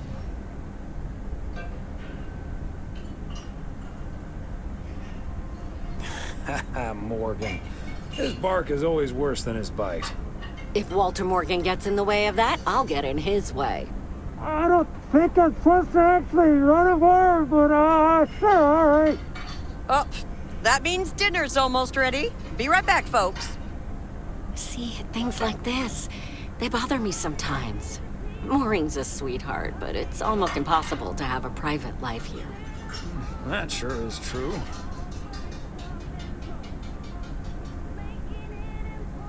But you take the good with the bad, and the bad with the good. I kind of like knowing everyone. I guess you're right about that. Maybe it's the stress of those 60-hour work weeks talking. Oh, Maureen's heading this way again. Let's just enjoy our lovely dinner together, shall we? We shall. I could eat a horse. Look alive, folks. 2 plates of the good stuff.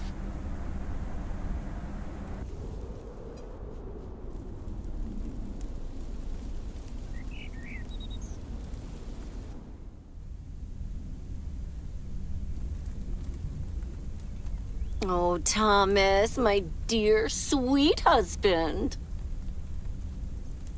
The one and only. No autographs. Oh, the sweetest man alive. Always prepared to help out anyone who asks for a favor, even on his Sunday off. Okay, Em. What needs doing? The motel called, and, well, the TV crew would very much like to rent some movies from the Flick Shack today. But I couldn't just let poor little Angie ferry them over in this weather, so...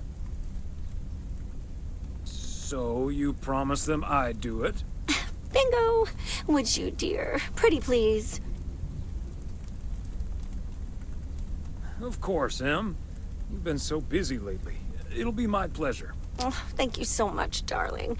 Tell you what, I'll make some extra tasty snacks for your poker night tonight. How's that? It's a deal. Thomas Weiss says I live and breathe.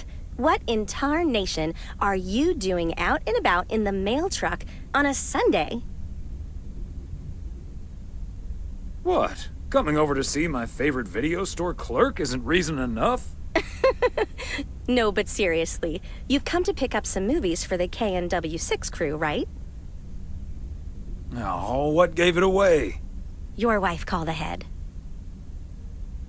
Happy to do it for Emily. And for you. And for the TV crew. Parts of it, anyway. But first things first. So, what's the hot gossip on these out-of-towners? Well,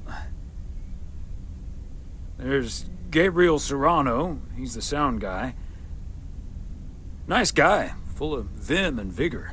Sounds delightful. What about the rest? Ilsa Richter is their producer. Obviously, she's the brains of the outfit. Mm-hmm. Her I've met. Came into the store yesterday asking about PO and whether I liked it here.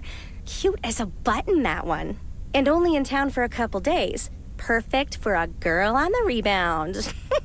Shame she's into men. One in particular. Really? Which one? The way her eyes lit up when she mentioned that colleague of hers, Gabriel. Trust me, a girl knows. So anyway, let's get down to brass tacks. According to Emily, our intrepid reporters have 2 rooms equipped with VCRs between them. One for Connor Price, KNW6, and one for Ilsa Richter. Great. I know what we should get for Connor. Got any motivational tapes on how to win friends and influence people? Great idea. But Connor's already made his pick. Octopussy. It says it's James Bond's all-time high. I guess they forgot about that time he went to the moon. Fine by me. And what did Ilsa choose? That's where we come in. See, she wants us to pick the movie she'll be watching with her colleague, Gabriel. Thomas, she wants us to pick the movie she'll be watching with Gabriel. We can play matchmaker by picking something romantic. Got it. Exactly. Guide Cupid's arrows, so to speak. After all, 'tis the season.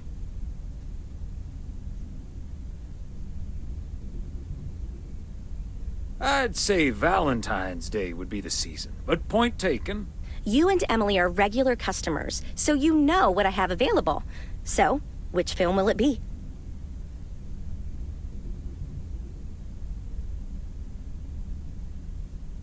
Let's go with Love Story.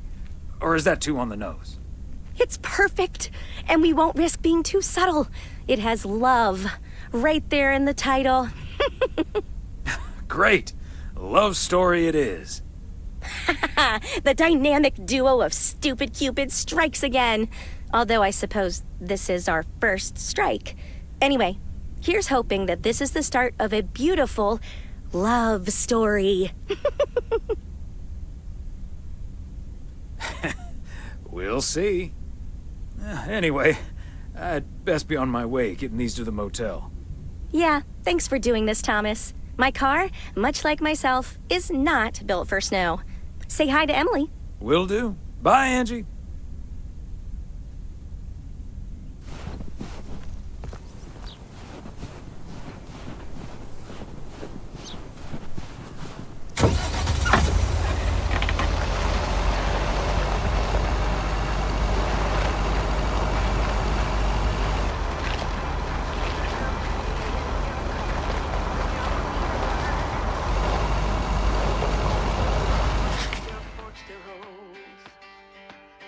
Your place in your bed.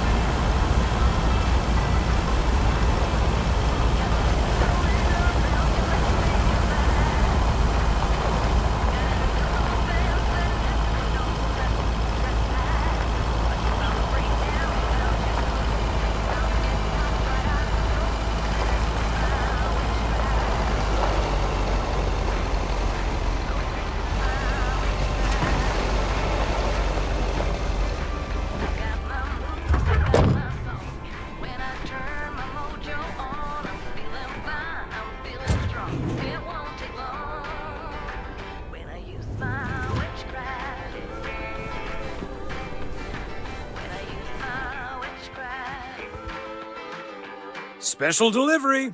I need the room numbers for Price and Richter. Just drop them off at number 6. That's Richter. She'll take care of it. Thank you. Yes, don't get up now. I'll take care of it.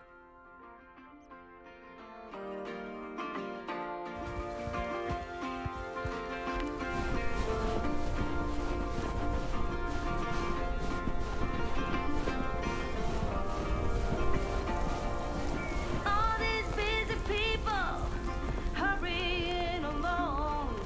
If they're not on the phone, they're all worried something's wrong.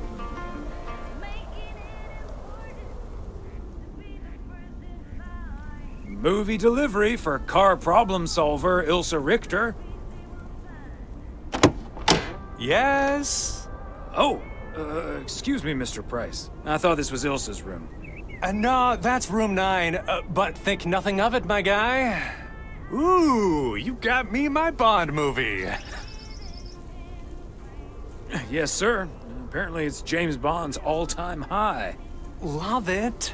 You know, Moore's an even better 007 than Connery. He just oozes that classy British wit. Thank you so much. Ta-da!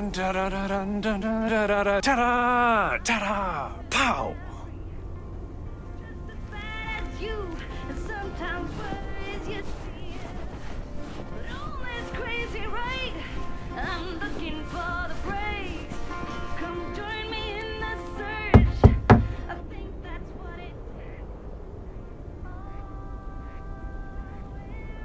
A movie delivery for Ilsa Richter.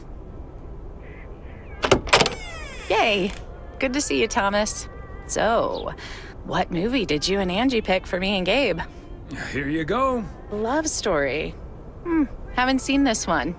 What's it about? Tennis? Good one.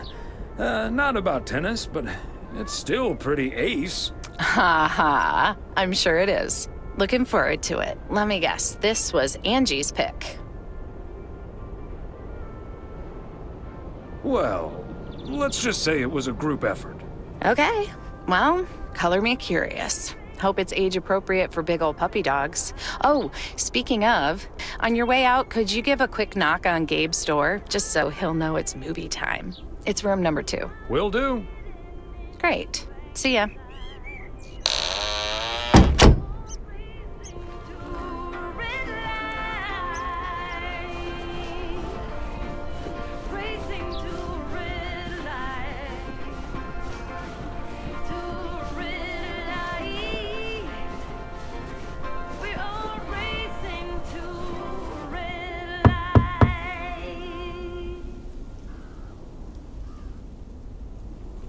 Gabriel Serrano, the lady in room number 9 humbly requests your presence for an evening of home cinema. Thanks, Thomas. I'll be right over. My work here is done.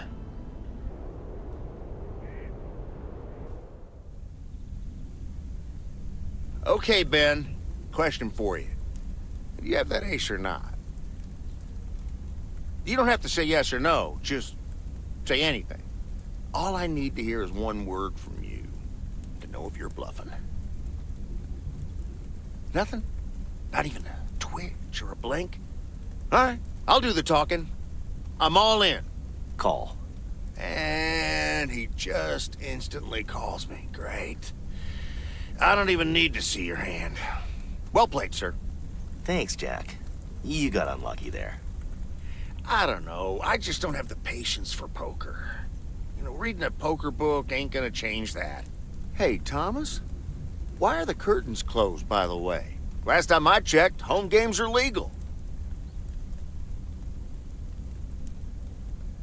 Oh, I don't know. Just feels more cozy, I guess. Thomas, we don't need to keep this a secret. Walter Morgan's on my tail. Someone snitched on me, and now I need to lay low until I have a good enough alibi. Morgan again? What'd you do, Frank? I hope you didn't put ladies' underwear in his briefcase again. And please tell me you stopped putting dead rats in his exhaust. Ha! The classics. No, I didn't prank him at all this time. He's just out to get me. All I did was sell fireworks to someone. He said something about that being my third strike. I might actually lose my job, fellas. Don't you think he's bluffing, Frank? I'm afraid not, Thomas. I'm not gonna call his bluff in any case. I just need a plan. I'm guessing they don't have any photographic evidence. Pictures of you selling these fireworks? Just that there's a guy fitting my description. What are you getting at? I might have a little plan. But let's first play a few more hands. I'm down almost 30 bucks. One sec, Jack. Frank, I'm curious. We know Walter Morgan has a few reasons to dislike you, but why do you dislike him? I could tell you why, but it's not a pretty tale. And it better not leave this room, kitchen. Sure, Frank. My lips are sealed, for once.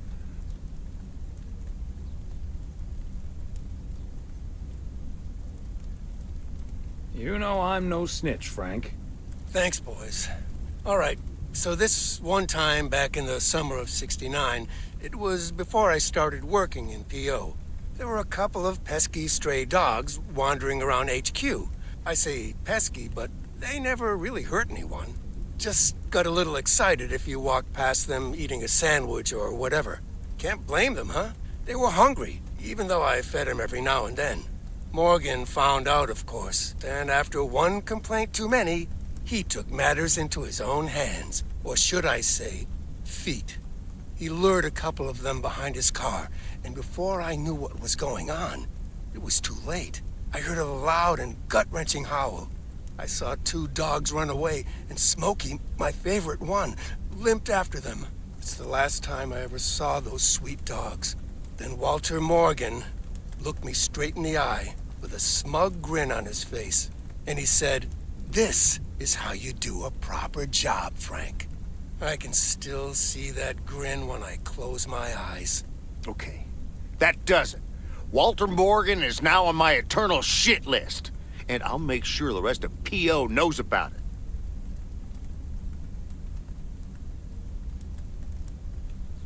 Poor Smokey. Dogs can survive a broken leg, right? What a despicable human being. I can't believe he did that. Well, he didn't. I was joking, of course. I don't really have a good reason for disliking Walter Morgan. That boring old pencil pusher just rubs me the wrong way. Damn it, Frank, you had us good. Okay, folks, ante up. Here we go again.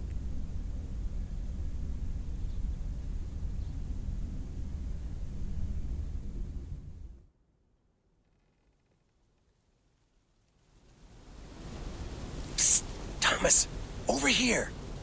Hey, Frank. What are you doing there? I'm trying to stay out of sight. Looks like Morgan will be at the post office all day. Listen up. Jack and I cooked up a little plan. I'm sure Morgan will be gone soon, but I gotta get out of here now. You haven't seen me.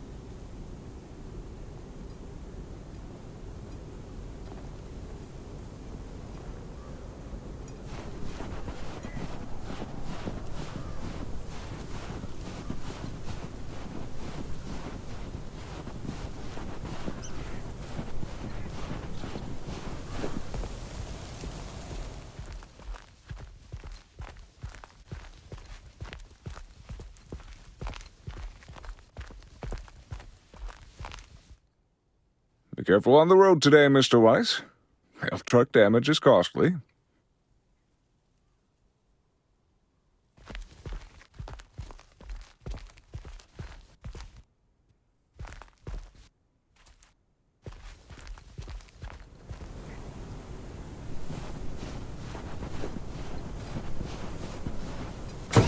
Monday morning, P.O.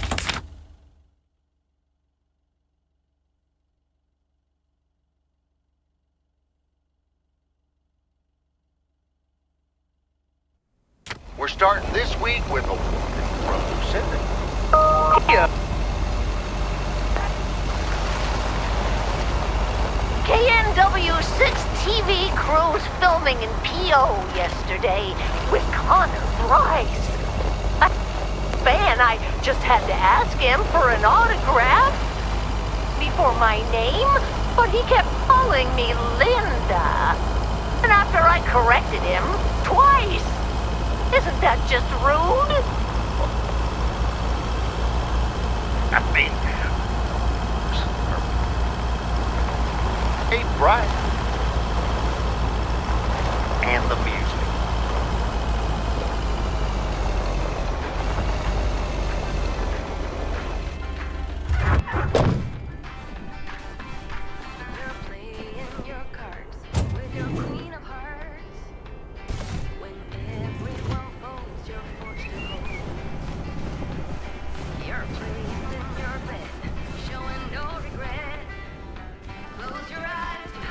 Hi there, ladies.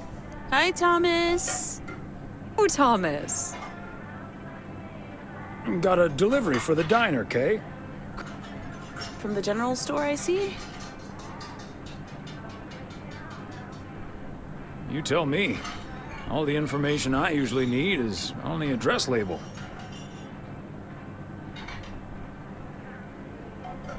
Awesome girls yesterday, thanks to Beth. It was hilarious. When I first saw where we were going, my brain went, oh my God. The guy was going to do, my brain went, oh my God. When we started, it was so yuck, but also so cool, you know? I've never done anything like that before, and I love that I got a chance to find out. I will ever try it again. Yes, the girls' night.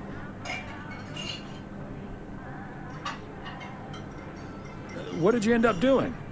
We made haggis. Oh, Gesundheit. I said haggis. It's a Scotch dish made from a sheep's liver, lungs, heart, and suet, all stuffed into a sheep's stomach. It's this fascinating traditional gourmet staple stemming from the 15th century, would you believe? Poems have been written about it.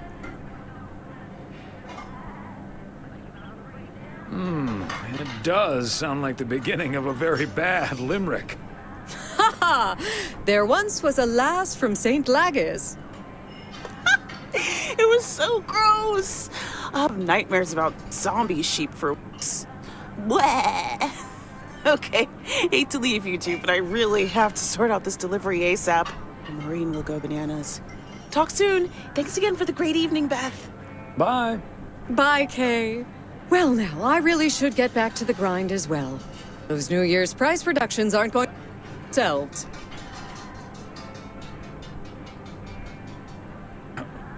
Beth, I want to talk to you about something. What's on your mind? Yes, I'm fine. Don't you worry about me, Thomas. I'm fit as a fiddle. Now, if that's all, I really need to get back to the bookstore. Beth, come on. You have been acting a bit strange lately. What do you mean? Are you sure there's nothing wrong?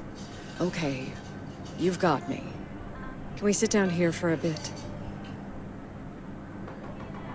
Heavens, I do feel a bit caught out. But I have to admit, it does warm my heart to know that I cannot fool my friends. Well, out with it, Beth. You see, it's my eyes, Thomas. I have glaucoma, which means my optic nerve is deteriorating. I found out a few months ago. Oh my gosh, Beth. That's terrible. Thank you. It was a bit of a shock at first. I haven't told Emily yet. Daniel knows. It's not that bad yet, but it's not getting any better either. The thing is, this kind of condition happens slowly. And I haven't been the fastest in getting it treated, but they can stabilize it. That's why I wasn't able to fix the parcel on my own last Saturday. And that's why I'm starting to miss a few details here and there when I'm in the store. Or asking for peas instead of beans at Christmas dinner with all of my friends of all places.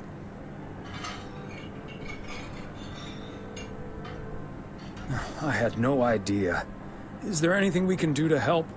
It's sweet of you, but there is no need to treat me any differently. I've been going about my business as usual, first and foremost, because the deterioration is so gradual. Until I couldn't really do the little things anymore. Things like reading small print are getting difficult, which was a painful thing to accept at first. Working in the bookstore is starting to give me more issues than I'd like. Getting older. It's a strange thing, isn't it? It's like that Robert Frost poem. The afternoon knows what the morning never suspected. Doesn't mean I wouldn't mind taking a little nap in between from time to time, though.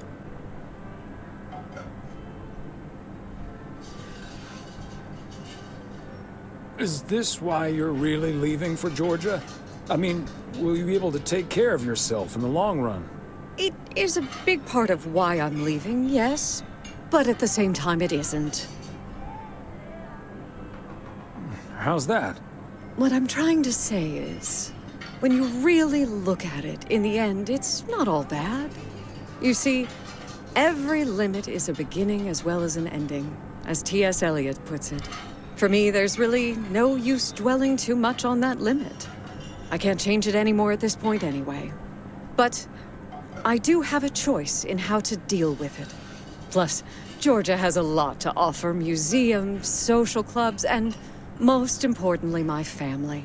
If you look at it like that, getting older may still feel like a cursed time, surely, but I also see each new year as a gift. An opportunity to start new adventures, explore, and have more fun. You can't take something like that for granted. I like that mindset. I had a feeling you'd understand. Hey, I'd make a pretty poor friend if I didn't.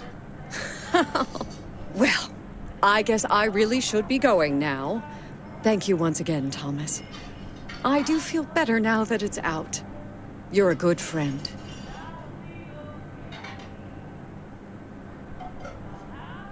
No, thank you, Beth.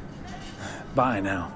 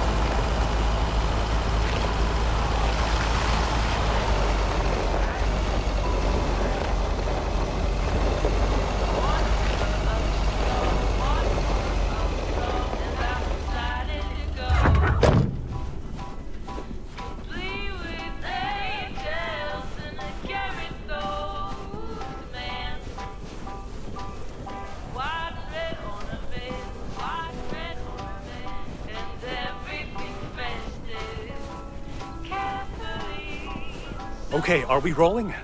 We're rolling. We're rolling. Okay, let's get this in one. I'm freezing my ass off.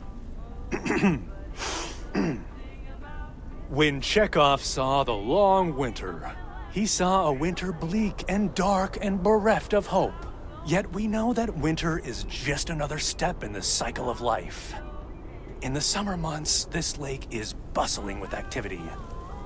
As the local fishermen cast their rods, the tourists plunk down hard-earned cash to rent a boat and spend a delightful sun-soaked day on the water.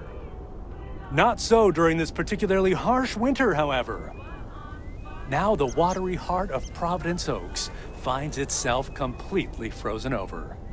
No, that won't do as an analogy because now we're sort of implying that residents have grown cold-hearted during the winter.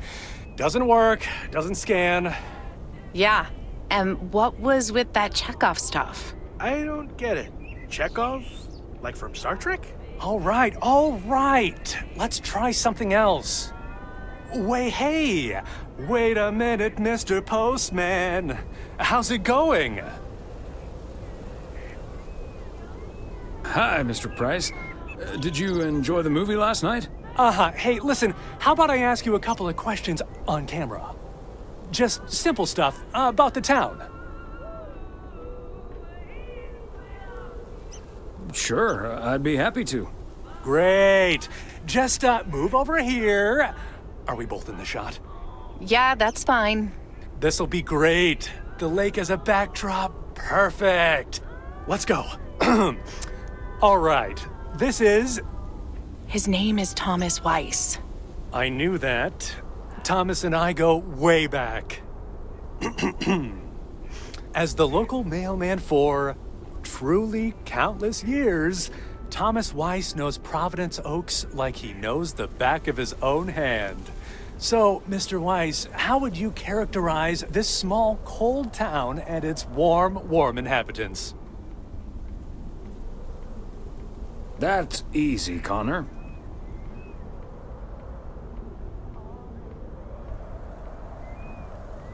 In the eons I've been the local mailman, I've learned one thing. Providence Oaks cannot be summed up in a single soundbite. But one thing's for certain. Anyone who's ever seen the views from atop the mighty watchtower knows. Providence Oaks is breathtaking. And wherever you are, or whatever you face, this is home. And cut. Ah, that's so sweet, Thomas Weiss. Completely unusable, but sweet. I know I've got goosebumps. Yeah, that went well, kind of. Now, let's scout out the establishing shots at the far end of the pier. Let's go, Connor. Aye, aye, Captain. Gabe, you can take 5. My advice would be to take those 5 in the van to reduce the risk of any further ass freezing off incidents. Noted. Thanks, Ilsa.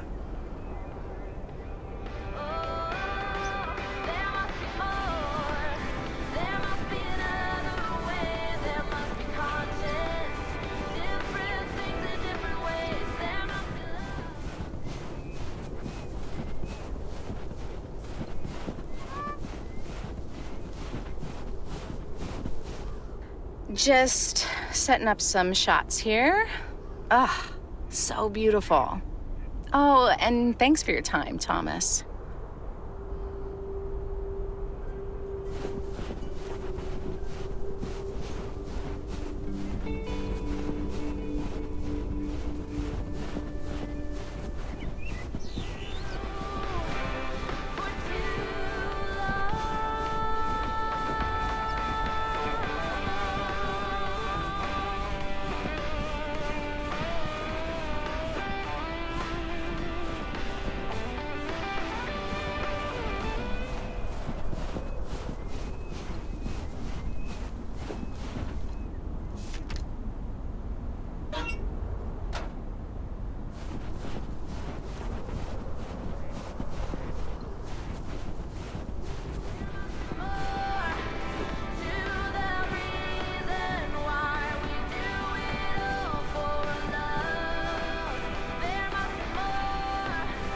Mr. Weiss. Thomas, sir. Hi, Gabriel. What's up? Just that, well, we'll be ringing in the new year right here in Providence Oaks. So, my mom is shipping over my tuxedo. Can you make sure it arrives okay? She says she clearly marked the package Serrano Room 2. Oh, of course. Mailman's promise. Any particular reason you want to look your best for New Year's? Yeah, maybe. There is something else I wanted to ask you about. I guess I'm curious. How did you, like, woo your wife? It's pretty simple and cliched. She's my high school sweetheart. I took her to the fairy tale dance. We snuck off to smooch under the bleachers, and the rest is ancient history. But I'm guessing that doesn't help you with what you really want to know.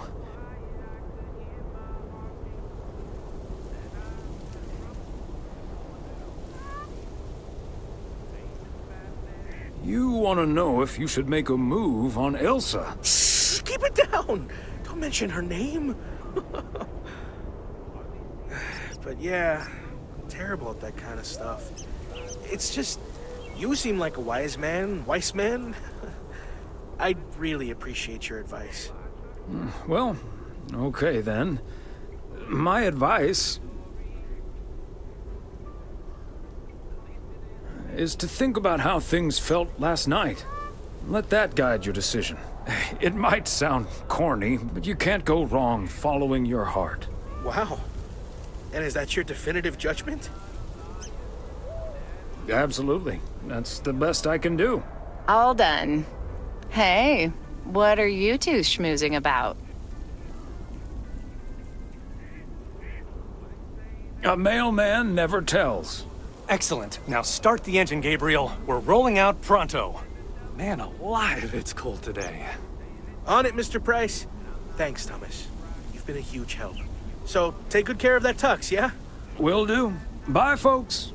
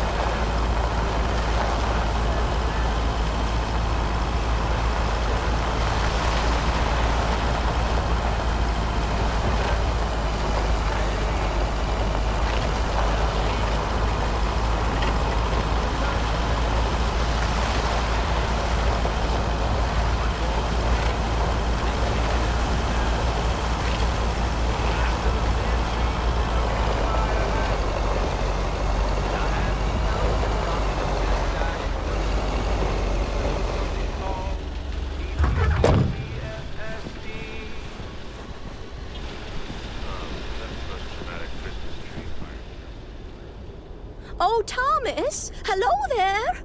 Could you be a sweetheart and bring that over to me? Of course. Oh, careful now. Robert cleared most of the snow, but it's still a bit slippery. Thank you so much. If only I still had the balance and agility of my feline friends. Oh, and good day to you, of course.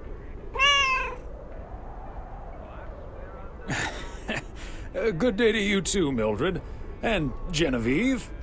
Thomas, honestly, this isn't Genevieve. It's Mortimer. They look nothing alike. Isn't that right, Mortimer? Oh, pardon me. I can't quite keep track of all your cats. Well, I do have a lot of them, but not quite as many as there are streets in Providence Oaks, and you can keep those apart. So, what do you have for me today, Thomas? Just a letter. Let's see.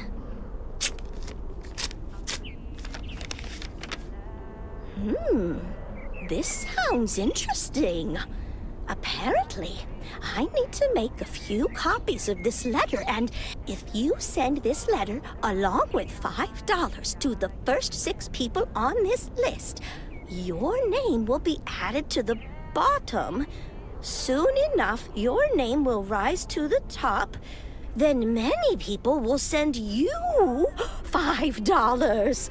You will earn lots of money with one small investment. Oh, what a great idea! What do you think, Mortimer?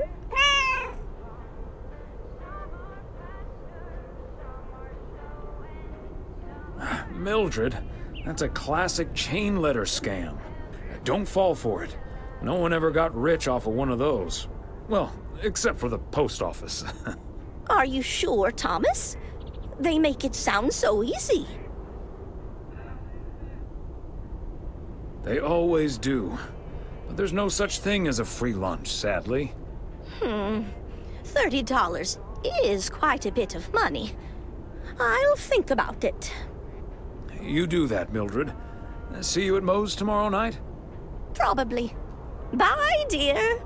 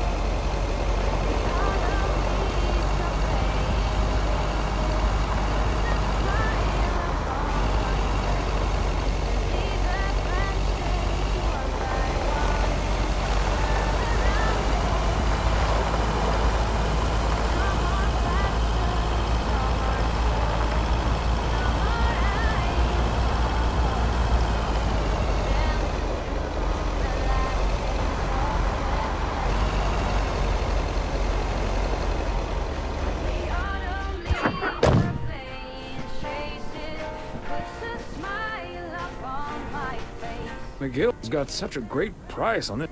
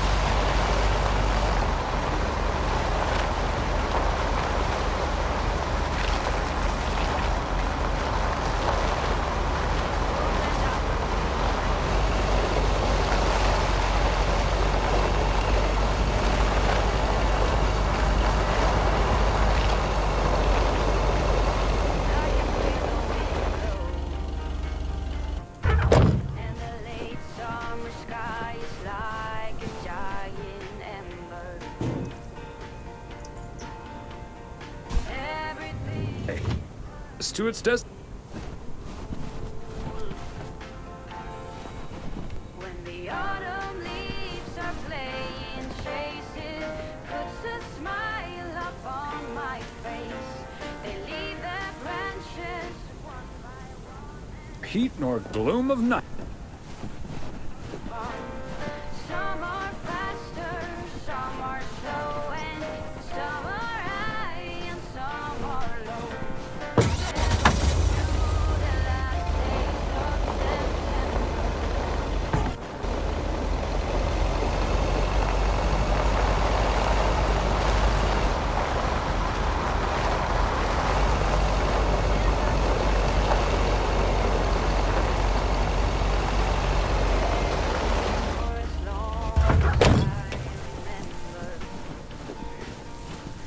Oh, the leaves were on Unless it's Bill's. till November. Turn the world around. The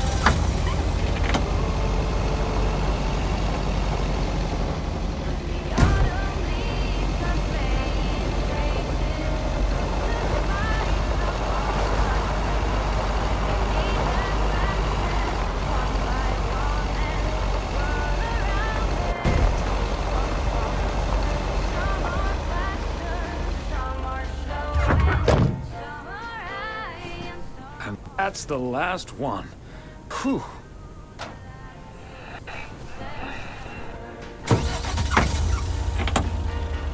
I wonder where they go with their flight of follow straight into the sky. No way of knowing, but maybe something was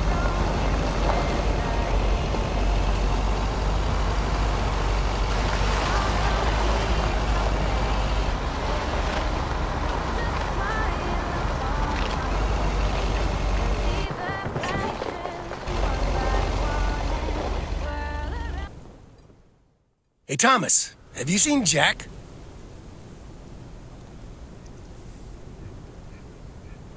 Nope, I haven't, Frank. How did it go with Morgan? Didn't happen yet, but I need Jack to pull it off.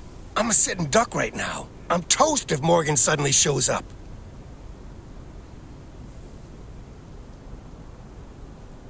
Now, don't worry, Morgan has probably left P.O. already. Good afternoon, gentlemen. Sorry for interrupting your conversation. Mr. Coleman, I see you've managed to be present at the job position you're currently holding. I think it's time you and I had a little chat inside the office. Mr. Morgan, it's so good to see you again. A little chat sounds wonderful. But I'm afraid there's an extremely urgent parcel I have to deliver right now. So stay put, and I'll be back in about 30 minutes. You can stay right here, Frank. I'm sure Mr. Weiss would be happy to deliver that package for you. Right, Thomas?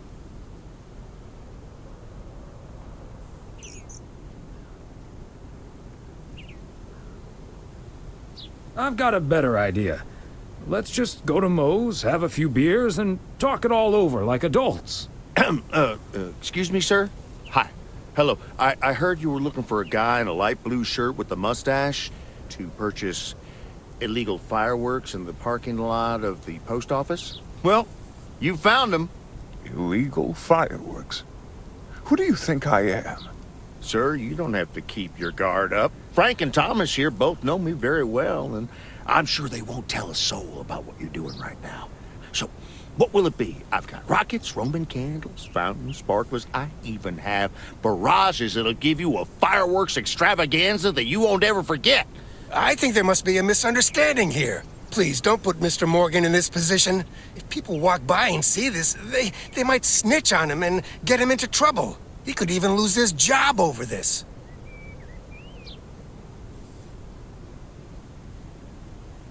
Yeah, why don't you go inside so you can do your dealings without all these prying eyes around? I'll tell you what will happen now. I'm going to get in my car, start the engine, drive home, and pretend I did not just spend 3 days in Providence Oaks for absolutely nothing. Sir, if you take a left at the deer statue, you'll eventually pass my barn, and I can fill your trunk there in just 1 minute. Do you have cash on hand? Gentlemen, I'll be back next year. Frank Coleman, your luck will run out one day. I wouldn't bet on it. Tally-ho, Morgan. Great job, fellas. Morgan will be cursing all the way home. If you can't stand the heat, stay out of the kitchen. Thanks, guys. I owe you one.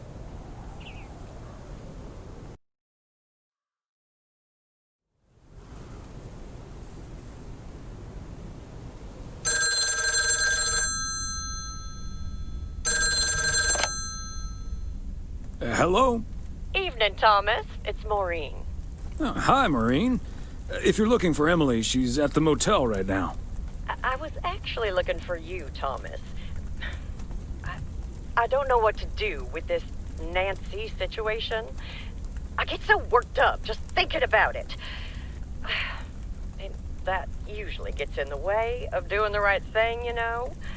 I need to talk to someone who's a bit more emotionally detached from the situation. How can I help you, Maureen? Simply put, I don't know if I should give in to that Nancy Carlisle and her overpriced snacks, or tell that woman to take a hike. But then we'll end up with a lackluster New Year's Eve party.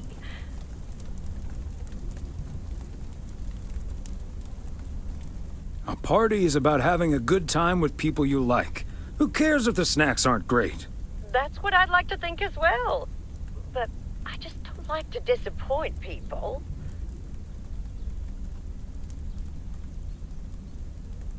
People should be glad you're throwing a party at all. They can leave if they don't like it. I think you're onto something there, Thomas.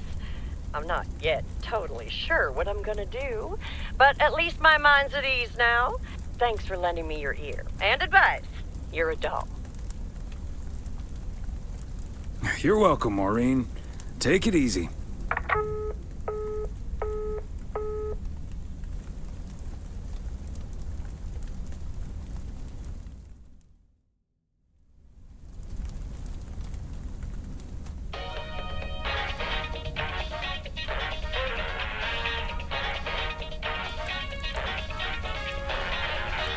I hate to admit it, Klaus, but if it wasn't for you, I would have been a goner. Ha! You can't say that about the other guy. You betcha!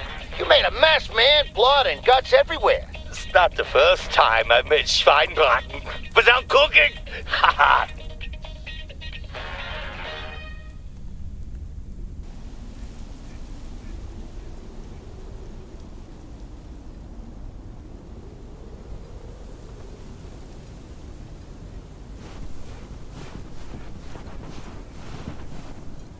Good morning, P.O. I'm starting today with the weather forecast. It will be bright and beautiful.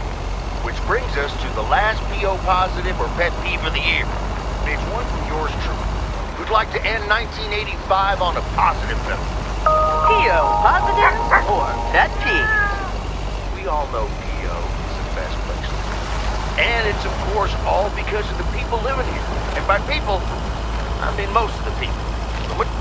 More than half, in any case. Oh, thank you. Now let's keep it up. I'm feeling 1986 will be a special year, and I can't wait for it to roll on. Be safe up today and tonight. Have a good one. Cheers.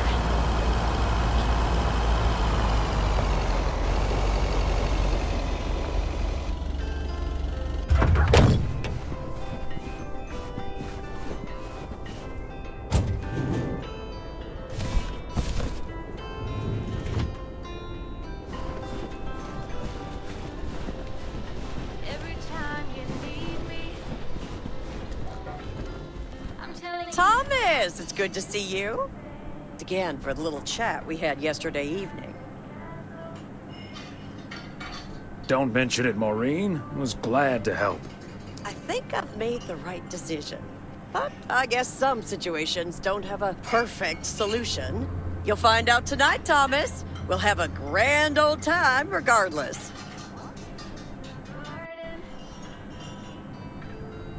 Knowing what you're dreaming of. Past the copper statues of everyone you love. Lower down the bridge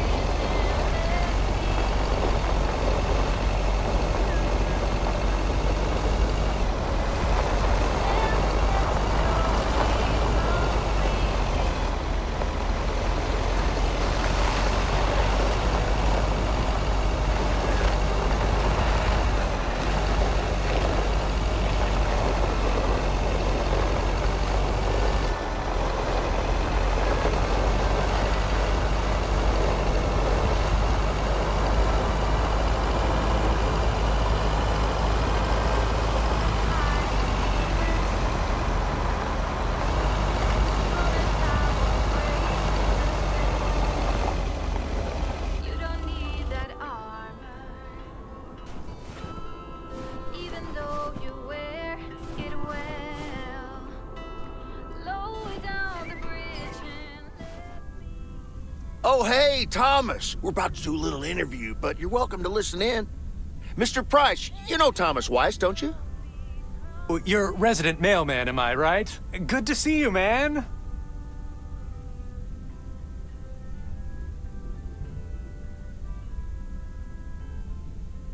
I'll just be a fly on the wall here. That was Open Sky by Velvet Moon, one of my favorites. Folks, we have a special treat for you today because I have a guest here at the Reynolds studio. You know that happens from time to time, but today it's a bona fide big shot. None other than KNW6's own newsman extraordinaire, Mr. Connor Price. Thanks for having me, Jack. Always nice to talk to a fellow broadcaster. So, how long have you been doing this local show? Coming up on our 10th anniversary, Mr. Price. But you've been at KNW6 for longer than that, no? Yeah, it's been...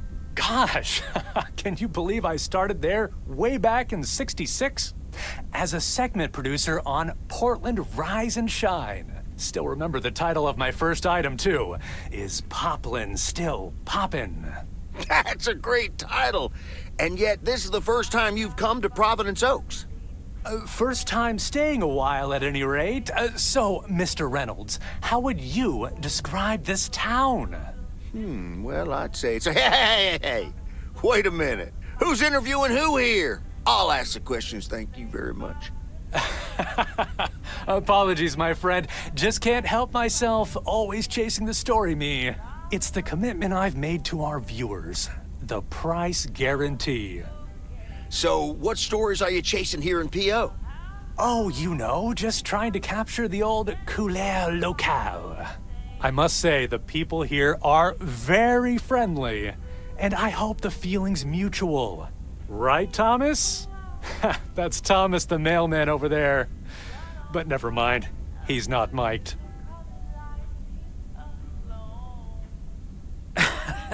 Yes, and no, I'm not. You don't say. Because we happen to have a little section called P.O. Positive or Pet Peeve. You might have heard of it? Can't say I have, but I do like the alliteration. Well, Lucinda Boyle called in a pet peeve yesterday, saying you were quite rude to her when she asked you for an autograph. Well, I'm sure that was a misunderstanding. See, I must have been on a really tight schedule, because otherwise I'd do anything for a fan. That's... The price guarantee, right? Sure. Anyway, we'll be back with Connor Price, KNW 6-star reporter, right after this. What the hell, Jack? Ambushing me like that live on air? Relax, just joshing you a little. But I'll let you plug the heck out of this Oregon Trail thing you're filming. How's that? We'll make sure everyone in town fully cooperates with your crew in the home stretch. Well, speaking of the home stretch, I better get back to my job as a serious broadcaster. It's been real, pal. Can you believe this guy? Sheesh.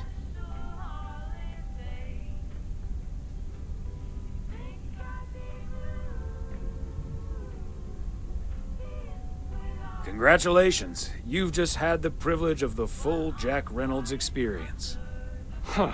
That's the thanks I get for stopping by amateur hour. Sorry you had to witness that, Thomas. Made for good radio, though, while it lasted anyway. I'll see you at Moe's tonight, yeah? You don't want to miss what Frank's been cooking up. Can't wait. See you there.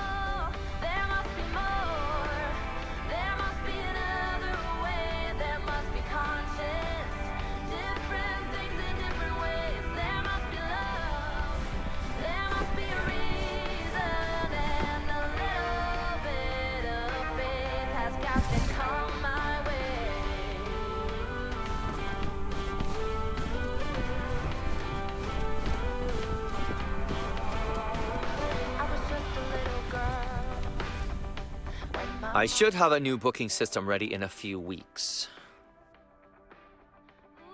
Happiness requires work every day. Oh, and if that someone makes you smile, can't leave you with Special delivery for a Mr. G. Serrano. He's not in.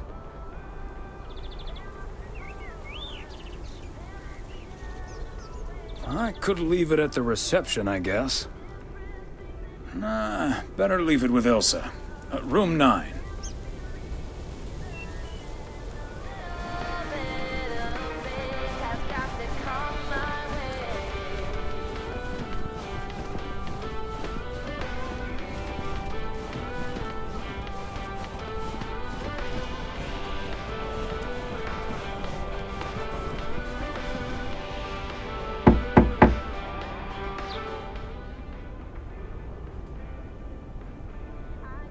Please accept this delivery for room number 2.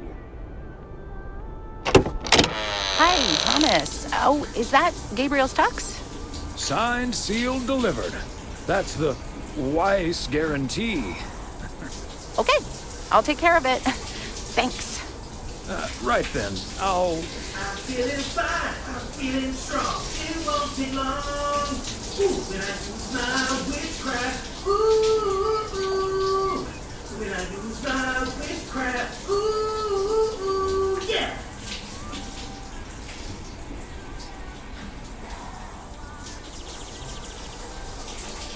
Well... Great. So...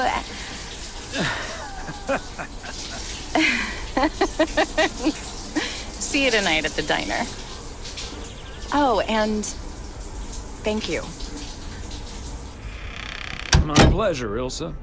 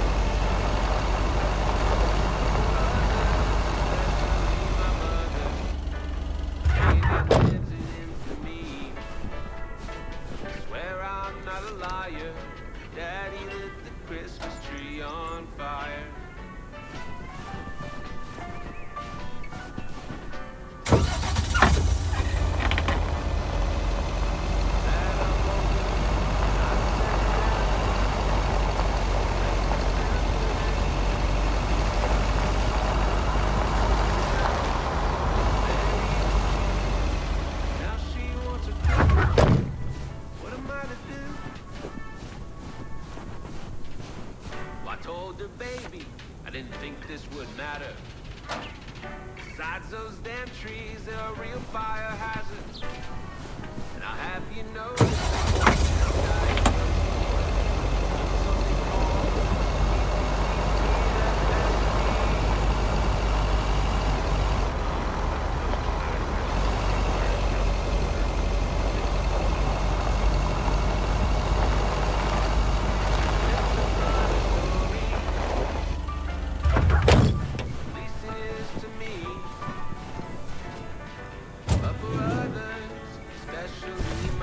Part and parcel.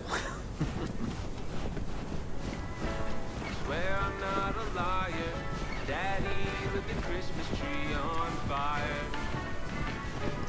Oh, I swear I'm not a liar. Daddy, Another day, another dollar. I'm starting to sound like Frank.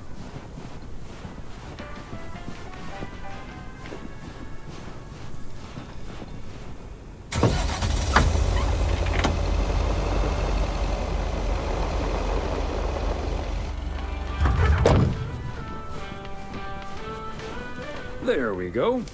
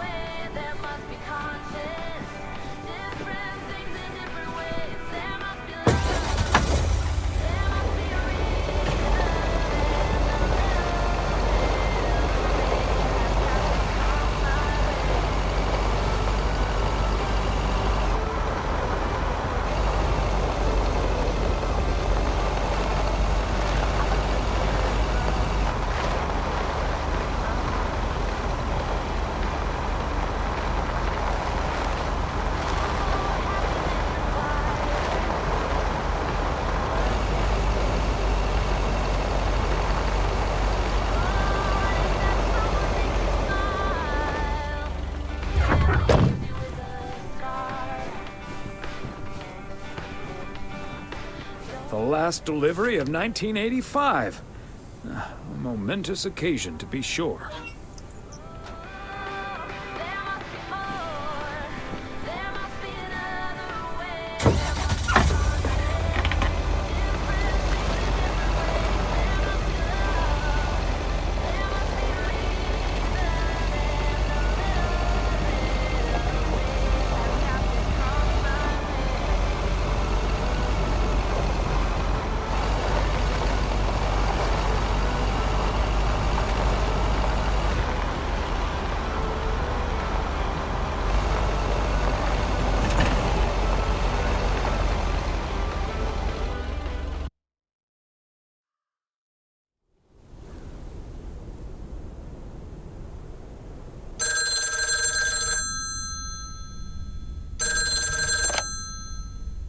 Hello? Hi, Meredith. It's the Weiss family again. We wanted to wish you a happy new year before we're going to Moe's. Hey, thanks. We've got a little over an hour left here before it's 1986. You'll watch out for those fireworks, won't you? They're so unpredictable. I will. I'll probably stay inside anyways. We've got 4 more hours to go, but Happy New Year! I'd rather be early than late.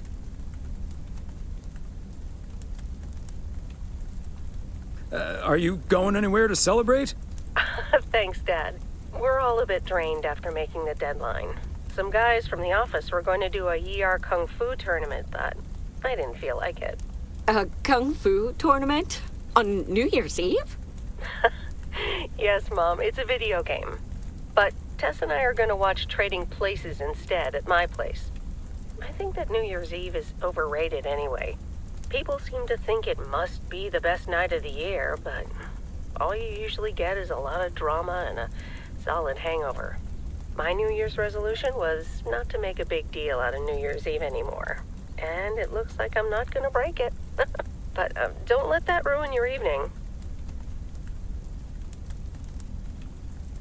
I totally understand you, Meredith. My best New Year's Eve was actually one I spent all by myself. I don't know why, but that night, I've never felt more at peace. And most parties aren't worth the hangover anyway. Maybe that's because you usually forget half of what happened. Sorry, Meredith. Your father's memory needs a little grease between the hinges. Like starting the car in time before going to Moe's? Bingo! Okay, guys, I won't hold you up. Have a great evening, and a Happy New Year. Love you.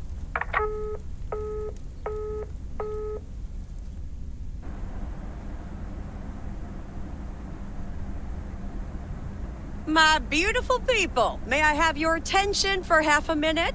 First of all, welcome to Moe's. We're excited to celebrate the last few moments of 1985 together with you. It was quite an undertaking to host this New Year's Eve party at the last minute. So if you feel like the snack situation isn't up to standard, you're right. But we do have enough tater tots, french fries, potato wedges, and potato pancakes to feed the entire village. Thank you so much for that, Jack. And thank you all for coming. Cheers to a great evening. Well, if it isn't my favorite KNW6 news team. In the flesh. Hi, Thomas.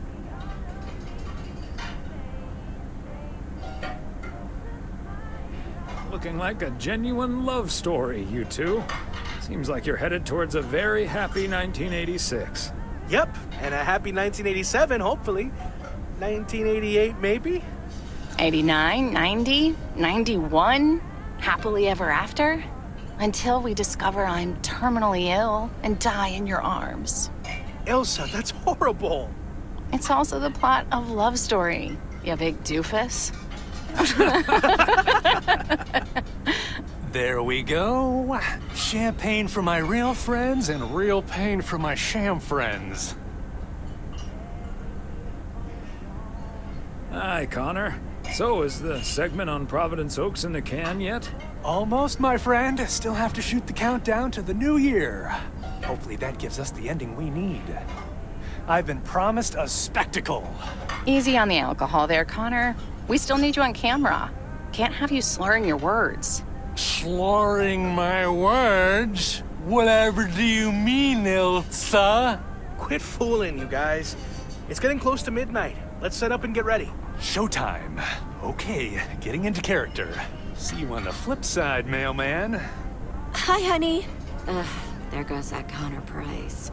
Would you believe the motel had to custom order a blow dryer just for him? He tipped generously, though. Oh, is that Beth sitting over there? Let's join her. Good evening, my dearest of friends. Almost time for Auld Lang Syne, eh? Did you know that Auld Lang Syne was written down by Robert Burns in the 18th century? And that he based it on an old Scottish folk song? He wrote it to a different melody than the one we sing today, but I have to say, I do like this version. And it's often sung after a special dinner where haggis is served, would you believe? Honestly, Beth, I don't know how we'll get by without these fascinating facts when you're gone. Well, I will still be selling sets of encyclopedias at the store for a few more months if you need them. I'll cut you a nice deal. Only if you'll help load them into my truck. All joking aside, my friends, now that a new year is upon us, I feel a moment of thanks is in place. I know I've kept my situation from you for a while, but now that it's out in the open, I honestly don't know why I didn't share it with you sooner. Pride, I suppose. But I feel so much better now. So thank you, my friends.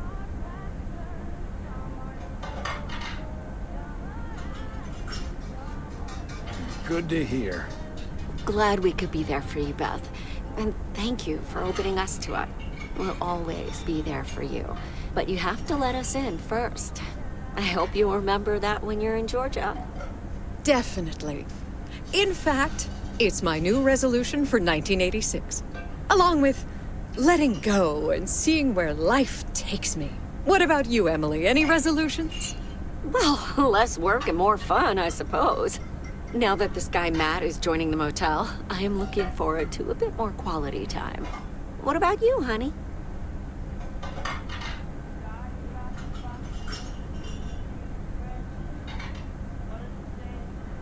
Another year with you is all I could ever hope for, dear. Oh, I love you too, Big Bear. Should old acquaintance be forgot and never brought to mind? Well, whatever the future brings, this old acquaintance here will be hard-pressed to ever forget you two.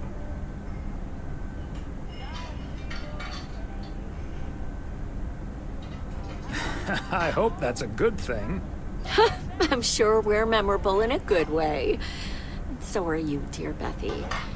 And like you said at Christmas dinner, even if the reasons for change are sometimes out of our hands, let's focus on the new beginnings that come along with them. And what better time for new beginnings than New Year's Eve? Attention, folks! It's showtime! If you want to see the biggest fireworks show west of the Rocky Mountains, you better be standing outside in about 10 minutes. That's my cue. From a little spark may burst a flame, as Dante once put it. But I need to visit the ladies' room first, or I'll turn into a pumpkin. See you outside. Isn't she marvelous? I'm so happy for her, but I am going to miss Bethany. So will I.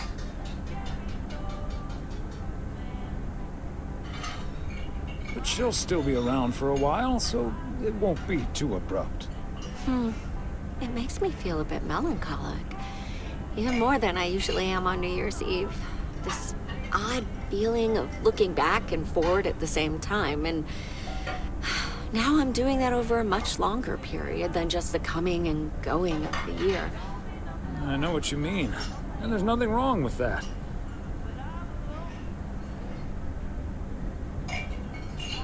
It's good to have something to look forward to.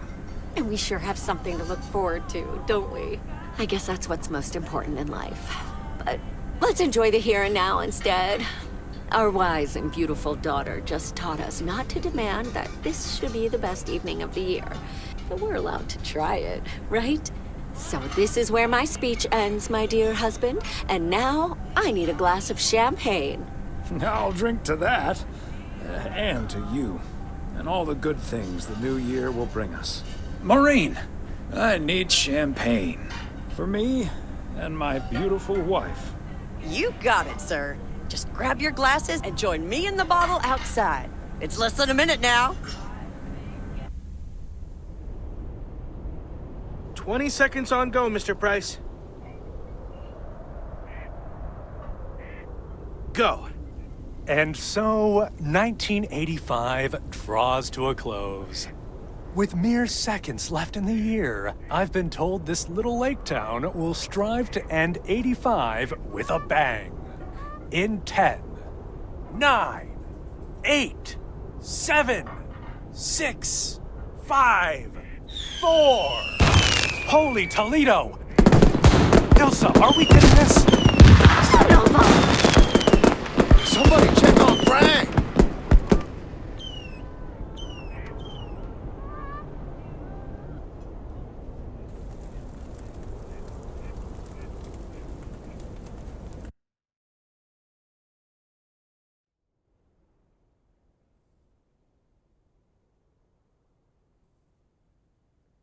That sure sounds like a delicious eggnog recipe. Hurry up, dear. It's coming up next. Yes, don't get too excited now. It's just a preview, remember? And now, a man with a very special New Year's resolution. And he's going to tell us all about it. Isn't that right, Sybil? Absolutely, Bob. It's none other than our roving reporter, Connor Price. Connor, my dear, where in blazes are you? Well, Sybil, I'm in beautiful Providence Oaks, wishing you and Bob and our viewers a joyful 1986. And as for my New Year's resolution, Bob, Why, it's my very special price guarantee to all of you that I will be sharing gripping tales and intimate portraits from all over Oregon in an all-new series of special reports on small-town America. Part 1 will air tonight at 8, right here on KNW 6. And it will be all about the gorgeous little lake town where I was fortunate enough to spend the waning days of 1985. Here, let's take a look at an exclusive sneak peek.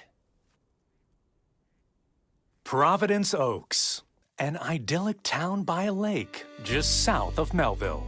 It's where this reporter counted down to 1986. And although, unfortunately, the fireworks started a little early, so we didn't quite manage to catch them on tape, take it from me, it was quite the spectacle, courtesy of postal worker Frank Coleman. Just a faulty batch of leftover 4th of July material, I guess. Not mine, anyway. No siree. But I'm all right, folks. Really, everyone can stop calling me at home. I'm A-OK.